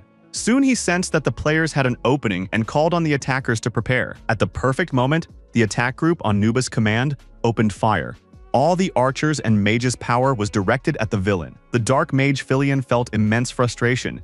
He couldn't understand why the players were acting so cohesively. He watched them and realized it was all thanks to Hen Wu, who was leading the team perfectly. Nub managed resources and monitored the players' mana levels. The young man was pleased. He enjoyed leading the battle, and he was convinced that playing as a team really was easier. Filion realized he had to deal with the masked leader of the players. He didn't want to go that far, but the players left him no choice. The players tried to overwhelm the mage with sheer numbers, so Filion had no choice but to respond in kind. Soon, they all found themselves inside a single massive magic circle. The players hadn't even had time to figure out what was happening when suddenly huge bosses began emerging from the ground, surrounding them on all sides and leaving them no chance to escape.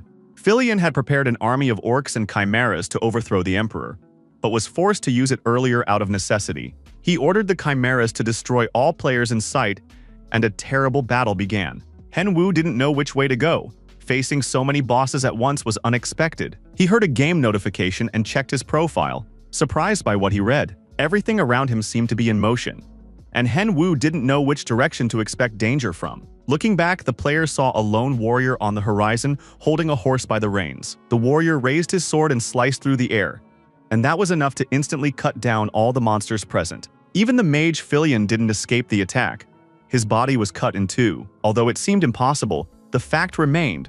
All the chimeras, orcs, and skeletons had vanished. It was just in time. Otherwise, the players might have perished. Hen Wu recognized Knight LeBron, the strongest knight in the Empire, who stood before the players, demonstrating his true power. LeBron waved his hand, and soon his loyal knights appeared at his side. The knights were ordered to destroy all remaining monsters and carried out the task flawlessly. In the distance, the mage Filion, though defeated, was still trying to issue threats. The mage's head, clearing its throat, insisted that the Imperial players shouldn't even hope for victory. It wasn't over yet. He was no ordinary mage.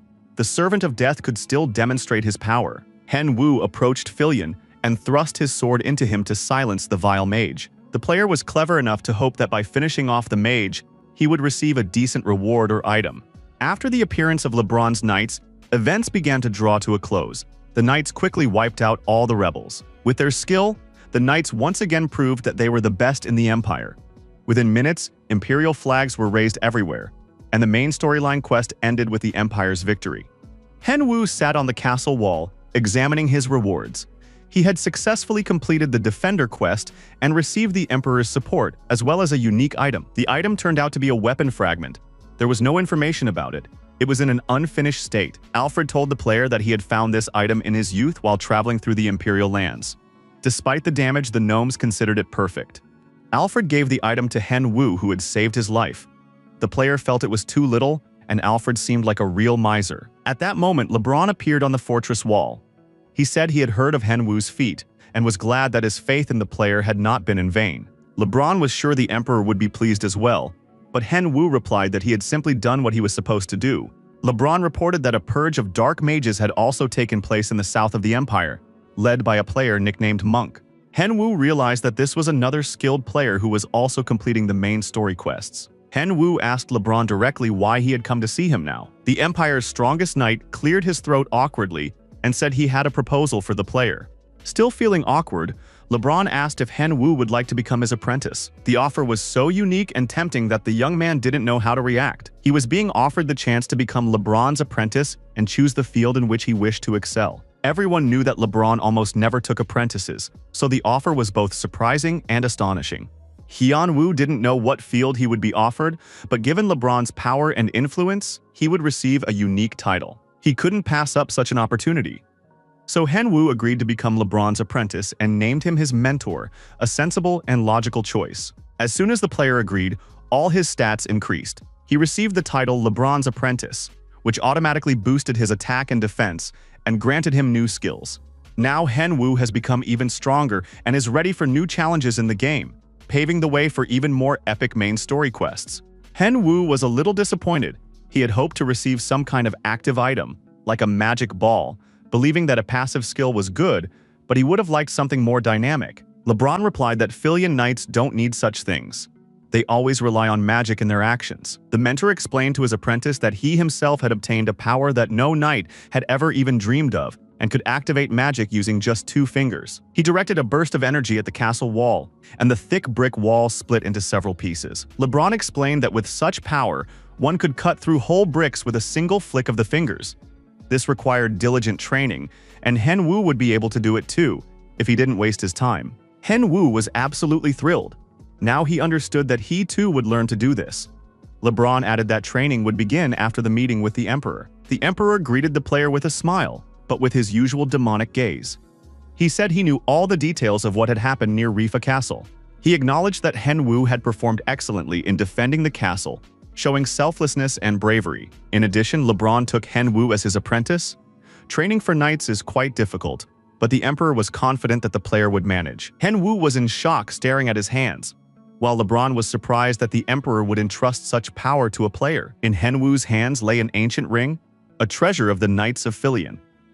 Little was known about it, but legends claimed that it increased movement speed. This ring had once been given to the Emperor by the former commander of the Knights, but the Emperor had said he no longer needed it. Moreover, the ring was not meant for just anyone, but for LeBron's top disciple. Henwu was amazed. This ring increased the amount of experience gained, and it was the first time he had seen such an amazing item in the arena. Up until that point, only consumables had increased the amount of experience and skills.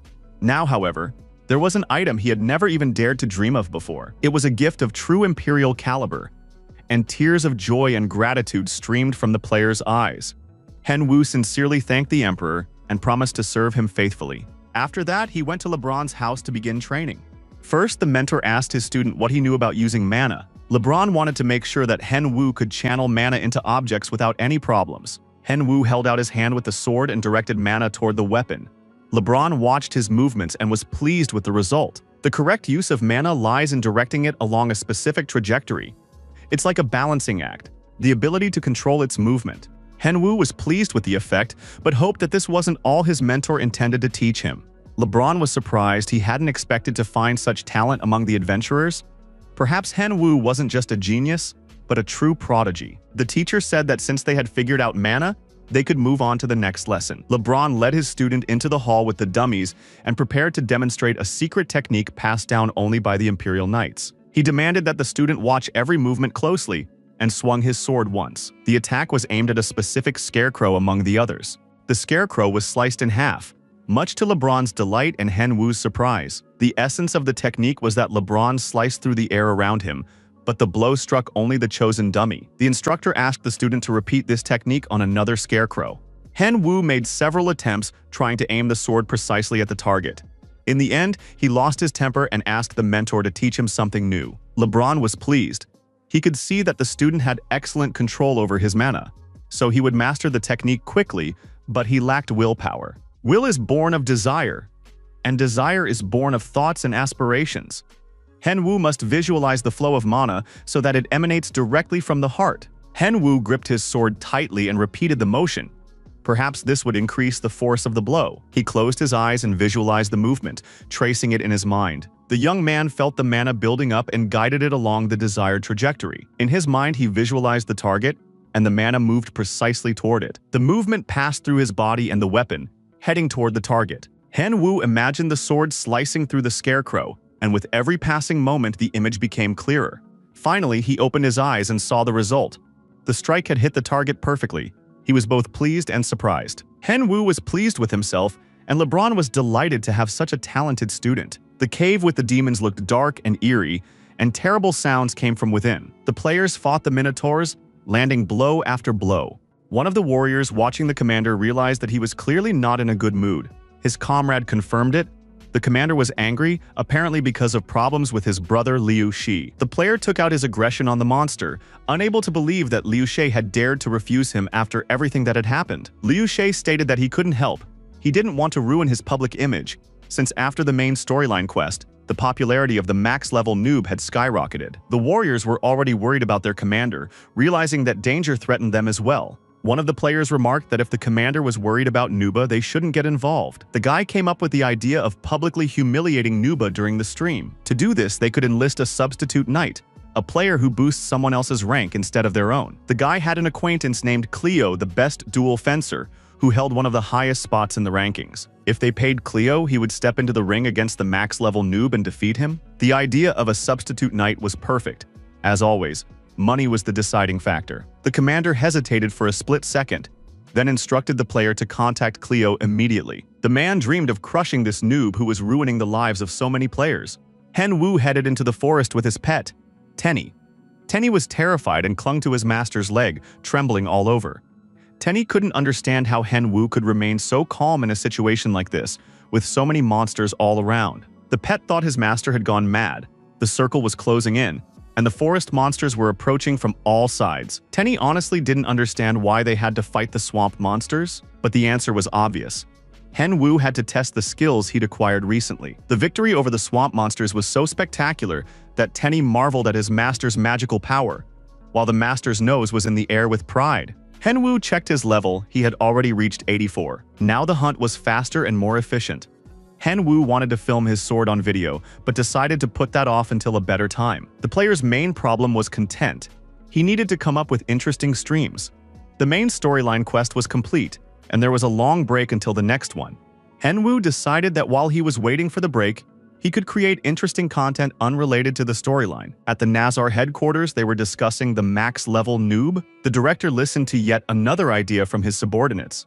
General Manager Kyle was wearing a silly mask and said he wouldn't take it off until he heard the boss's opinion on his plan. The topic was Battle of the Two Masks, Kyle's new idea for the company's broadcasts. The manager believed the content would last a whole year, but director Jamie thought otherwise. In Jamie's opinion, the plan was perfect and would last not just a year, but 2. He praised Kyle for the excellent idea and wanted to pay him well for it. Kyle honestly admitted that the idea wasn't his.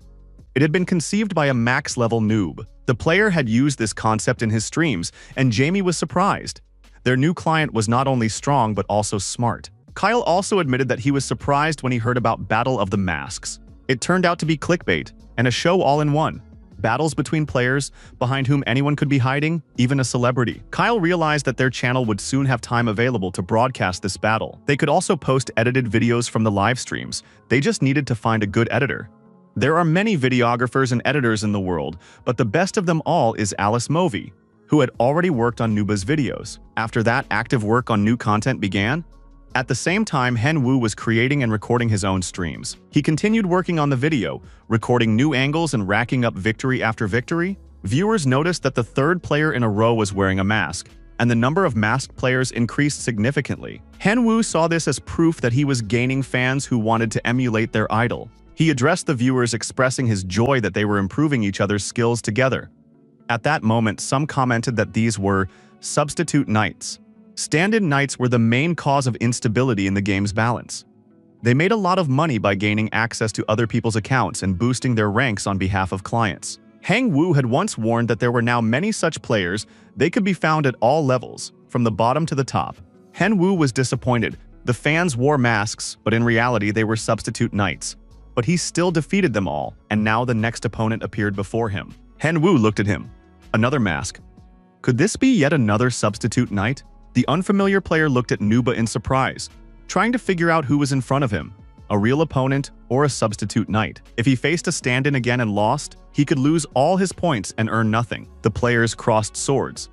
Henwu was surprised and now looked at his opponent with interest. The player in the funny mask managed to parry the blow, which meant he was hiding his true level. The stranger admitted that he was just as much of a stand-in knight as a max-level noob. Henwu was outraged. Such an insult had wounded his pride. The guy in the pink mask parried the blows, admiring his opponent's talent.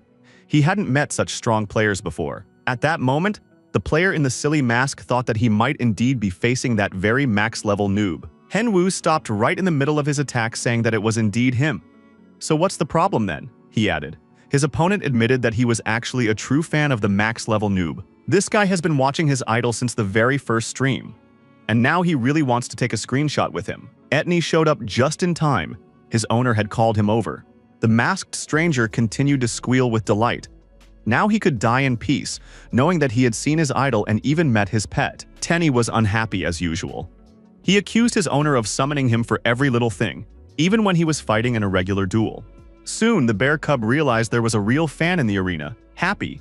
He touched the fluffy head, met his admirer for the first time, and was very pleased. And just as this cuteness reached unprecedented levels, Henwu demanded that Tenny give him buffs. The noob was sure that his fan was a substitute knight, and now he would face the full force of the maximum level. The fan clearly didn't expect this turn of events, but his idol insisted that if the fan was acting wrongly, the streamer had to correct his behavior. The max-level player believed he had to guide his fans onto the right path. Before he could even process what that meant, he was attacked with new skills and immediately realized the full extent of his idol's love. The guy in the silly mask tried to stop Noob because he really was his fan, but a powerful and precise punch put an end to all arguments. Henwu activated Nuba's secret weapon to deal with his opponent.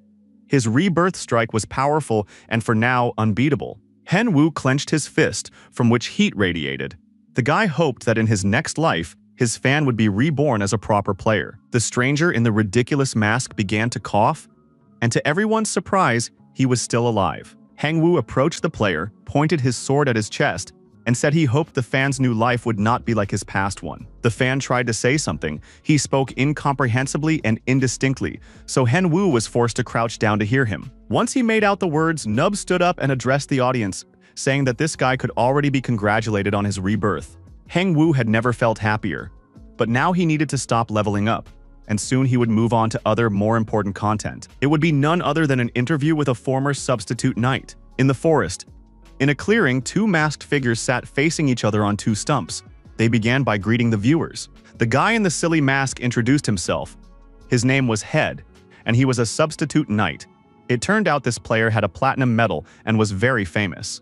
Henwu confirmed that his interlocutor was indeed well known in his circles and renowned for his skills. But Hedo replied that there was nothing unique about him. He was just an ordinary substitute knight, like everyone else. The player explained that there are only about 30 such substitute knights with gold medals, which isn't exactly a small number. Hedo explained that he didn't want to sound like a braggart, but once a player receives a gold medal, new opportunities open up. Many players start their own streams or turn pro. Henwu, being an excellent interviewer, asked his guest how much he usually earns. Hedo said he charges quite a lot since he transfers his items to the client's account, so his services are expensive. For a bronze medal, the substitute knight charges 5 million, and it takes about 3 days. Henwu immediately wondered how much that would be per month. Hedo also explained that after reaching level 100, you need to upgrade. If you don't do this, he won't be able to help, and the upgrade will take too long. This information piqued the max-level player's interest, and the interview was interrupted for a moment. Yahello believed that as a streamer, his idol could also earn more, but Henwu categorically stated that he had no intention of becoming a substitute knight to help someone promote their streams. Yahello asked to turn off the microphone because he had a personal question. Henwu apologized to the viewers and warned them that the microphone would be turned off now, as his guest had a personal question. Yahello didn't beat around the bush. He asked if the max-level noob had ever had any arguments with Chinese players. Henwu replied that nothing like that had ever happened. He didn't know anything about Chinese players at all. Yahello explained that an ad had appeared on a Chinese portal seeking a substitute knight to attack the max-level noob. And they'd even found a substitute knight named Cleo. They call him Kleiner. He's very famous and charges a fortune. This stand-in knight uses 2 swords at once, so Nuba needs to be careful. Henwu thanked the guy for the warning. Henwu tried to figure out how and when he might have gotten in the way of the Chinese players. He tried to remember exactly when he might have crossed their path. The guy went to the director and reported that Kleiner had already started dealing with the max-level nub. The director asked how trustworthy this substitute knight was. The subordinate replied that Cleo was one of the best in his field. Cleo reported that he wouldn't use his own account, but would take a level 140 account with rare gear. The director didn't care at all how or what was being done. The main thing was that the substitute knight got rid of the noob. The director glanced at the GameCube. After all, right now they could watch Nub's stream to enjoy his last moments of glory. The max-level noob looked at his opponent and waited for him to finally respond. The player had to decide whether he was ready to risk getting his account banned. The masked stranger confirmed once again that he intended to play for account deletion since he hadn't come here just to practice. Nub noted that this player was acting very arrogantly and disrespectfully. In fact, it was strange that he had appeared on the stream and challenged the streamer to a battle with account deletion on the line. Henwu speculated that this might actually be the very same substitute knight named Cleo. Now, the max-level noob had to decide whether he wanted to fight the stranger in a duel to the death. In a battle to the death, the winner takes all. Henwu decided to estimate how much he would earn from this duel and began assessing his opponent's equipment and inventory. The player quickly counted 5,000 gold coins, a decent sum, so he confirmed his willingness to proceed. The guys listened to the rules once more. The winner takes everything, and the loser deletes their account. His opponent drew 2 swords and crossed them in front of him, declaring that this was the end of the max-level noob. Henwu began to laugh loudly at the pose his opponent was now striking, as if the man were hiding behind his swords. The masked stranger grew angry. He was enraged by the fact that he had been underestimated. Henwu's behavior was most likely intended to provoke and throw his opponent off balance. He invited him to step forward and begin their dance of death. The opponent said he couldn't refuse an invitation to dance and launched his attack. The duel began. The men crossed blades, and Henwu parried the 2 swords, realizing that his opponent was no pushover. The masked stranger wielded 2 spinning swords. His attacks were swift and sharp. The player's power was greater than what a max-level noob had expected. He was indeed facing a formidable opponent. The noob addressed the guy by name, hoping that Cleo would explain why the Chinese wanted to kill him. The substitute knight Cleo didn't beat around the bush. He admitted he wasn't involved in the matter, but was simply doing a job for money. This fact greatly upset Henwu. If the opponent didn't know the answer, then he could be eliminated right now. Henwu held his sword near Cleo's neck, since his client was surely watching the duel right now. But Henwu took pity on his opponent. Well, is this all the client could afford?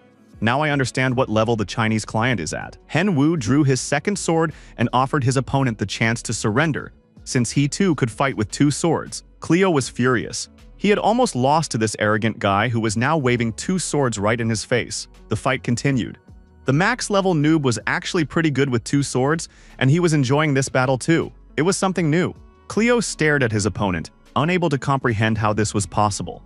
The noob's level was almost half that of Kleiner's account. He couldn't understand how they could fight on equal terms, since he was drawing on experience he'd honed over years of various battles. The max-level noob was indeed a master with 2 swords, though no one had known of this ability before. Henwu turned to his subscriber and said he wanted to share the words of a famous boxer. The gist of those words was this: float like a butterfly, be light and unpredictable.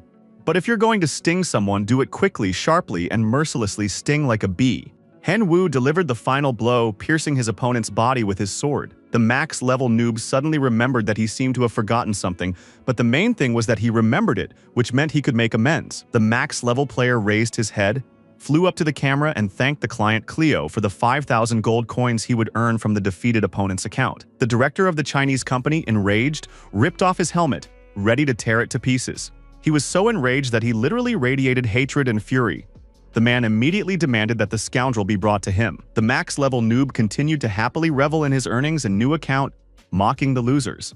Managers and executives gathered in Nazer's company conference room. Kyle noted that the names of the participants in the Battle of the Two Masks had not yet been determined, but the manager wanted the episodes to air roughly weekly or at least once a month according to the schedule. About 8 people would be filmed at a time for the show. All the managers supported this number. The free time was from 400 to 5 p.m. Korean time, so the shoot had to be scheduled for the coming Monday or Friday. It didn't make much difference since the main participant was Korean. The company director listened very carefully to the manager's reports and then said that it all sounded too perfect and he'd like to add some drama. Director Jamie added that we needed to come up with rules where the loser takes off their mask and reveals their face. Additionally, the 8 players should compete in matches just like in a league, and the winner will become the king and participate in the next shoot. The winner of the next episode must face off against the previous one. The new winner then becomes the king of 2 masks. And to keep things from getting boring, the player who wins 5 times will become the sole king of 2 masks. It was a great idea that the company's managers will have to bring to life. After that, rumors began to circulate about who exactly would be a contestant on the show. The topic was hotly debated among high-ranking players, and they began receiving invitations from the Nazar company. They said it was a show conceived by a max-level noob, so they were looking for players with well-known names. Seokjin didn't know why he needed this. He had never participated in a show and hadn't yet decided if he wanted to. Seokjin wanted to know what Kang Chung-gu thought about it, and whether the New World Guild General planned to go on the show. If Chung-gu went, they would go together after all. They were in the same guild for a reason, and then the New World Guild would claim the title of King of the Two Masks. Telecom had a training room for professional players. Players had already gathered there, though they didn't yet know exactly which tasks they would be working on today. They were busy watching videos from the arena.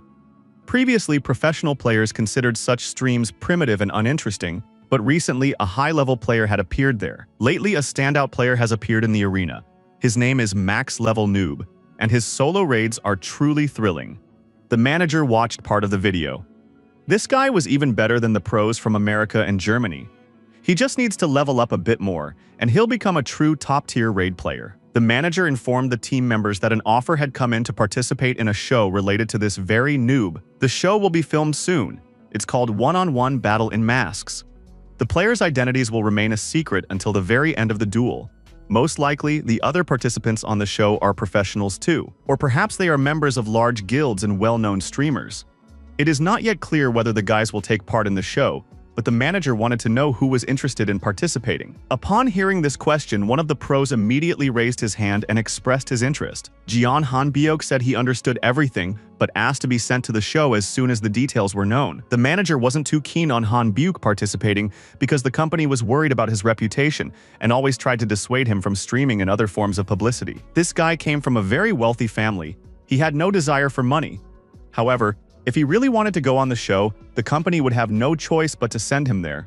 Jeon Han-byuk took his manager's silence as consent and said it was settled. He would appear on the show. Hyun-woo briefly stepped out into the real world. Today, the Nazar company had contacted him. The player now had his results, and he received a letter. Hyun-woo had been so out of touch with his own affairs that he had completely dropped out of the loop. The young man saw that Alice, the camera operator, had written to him a few days ago. Probably something had happened with the video. Alice congratulated the player on his television debut and announced that he would also be participating in Battle of the Two Masks as a producer, believing that it was all thanks to Hen-woo. As a token of gratitude, Alice would no longer charge for video editing, since working with Hen-woo had helped him realize his dream. The news from Alice was very welcome. In addition, a letter arrived from Kyle. The manager reported that everything is progressing very well and the project will be super popular. Unfortunately, however, many rankers are refusing to participate. At the moment, there are about 30 applicants. All the details are provided below. Hen-woo began reviewing the program's terms. It seemed to him that there were too many participants. Additionally, Kyle mentioned that after the program's launch, he would arrive in Korea along with the boss. Hyun-woo was a little shocked by the scale of it all. He hadn't expected the project to be this massive. Hyun-woo was looking over the list of guests for upcoming episodes when he spotted a familiar ID. It belonged to Jeong Han-byuk. That meant the music hadn't been playing for long, and it seemed like luck was finally on his side. The young man was so happy that he would finally face his worst enemy and show who was boss. Yon Chang came running from another room at his shout. Only then did Hyun Woo realize that he had been expressing his emotions very passionately and loudly, so he had to apologize. But Yen Chang didn't seem to mind at all.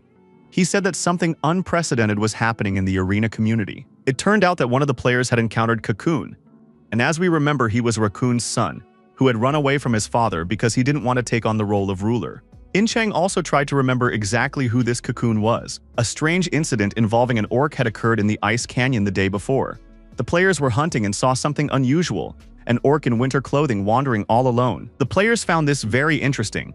The orc showed absolutely no aggression and looked like a typical tourist, so the players spoke to him, but the orc couldn't really say anything. He just asked them for food. The players thought he was an NPC who might give them a quest later. The players immediately gave the orc all their food, and not even the guild members themselves got any. But the most interesting part came later. The orc ate everything, thanked the players, and walked away. The players felt cheated. They'd spent a ton of gold coins on food and were left with nothing. So now they were warning everyone to be very careful. If you encounter an orc in the icy canyon, don't give him food, he'll just trick you and run away. Hen Wu set off for the icy canyon with his pet.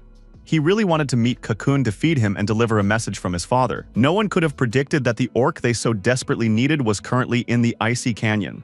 Hen Wu, moreover, never thought that Yen Chang would watch his video so closely, pay attention to the details, and now help solve problems. Tenny threw another tantrum. He had put up with it for a long time, but finally snapped. He didn't understand why he had to drag himself to such a cold place too, since a bear's place was in the forest. Hen Wu replied that they were going together to look for their mutual friend. Tenny insisted that all his friends were normal guys and they were hanging out in the woods too, not walking on glaciers.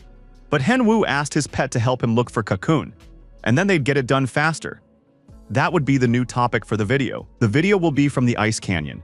It could be titled The Missing Orc Found. Noob Hen Wu and his pet wandered through the icy desert, buffeted by the winds, and saw absolutely no one. A group of players was walking through the snowy desert despite the cold and frost. They met another group of players and offered Kate 500 gold coins. But the girl replied that it wasn't even about the money, since everyone already understood the situation. None of the players wanted to spend another week in this icy desert if the GM was simply withholding food for the orc. Kate was the author of the article about the orc in the icy gorge, and he still hadn't left that place. Other guild members were with him as well. As Ma, Nix, and Jewel, they were all very wealthy people in the real world, but they'd lost interest in money because it no longer brought them joy. So now this group of players simply traveled to different corners of the arena and shared moments with viewers. Although they didn't become famous, their guild was soon named Pioneer. Pioneer had the largest number of subscribers, they were genuine and were considered the best guild, playing simply for the sake of the game and for fun.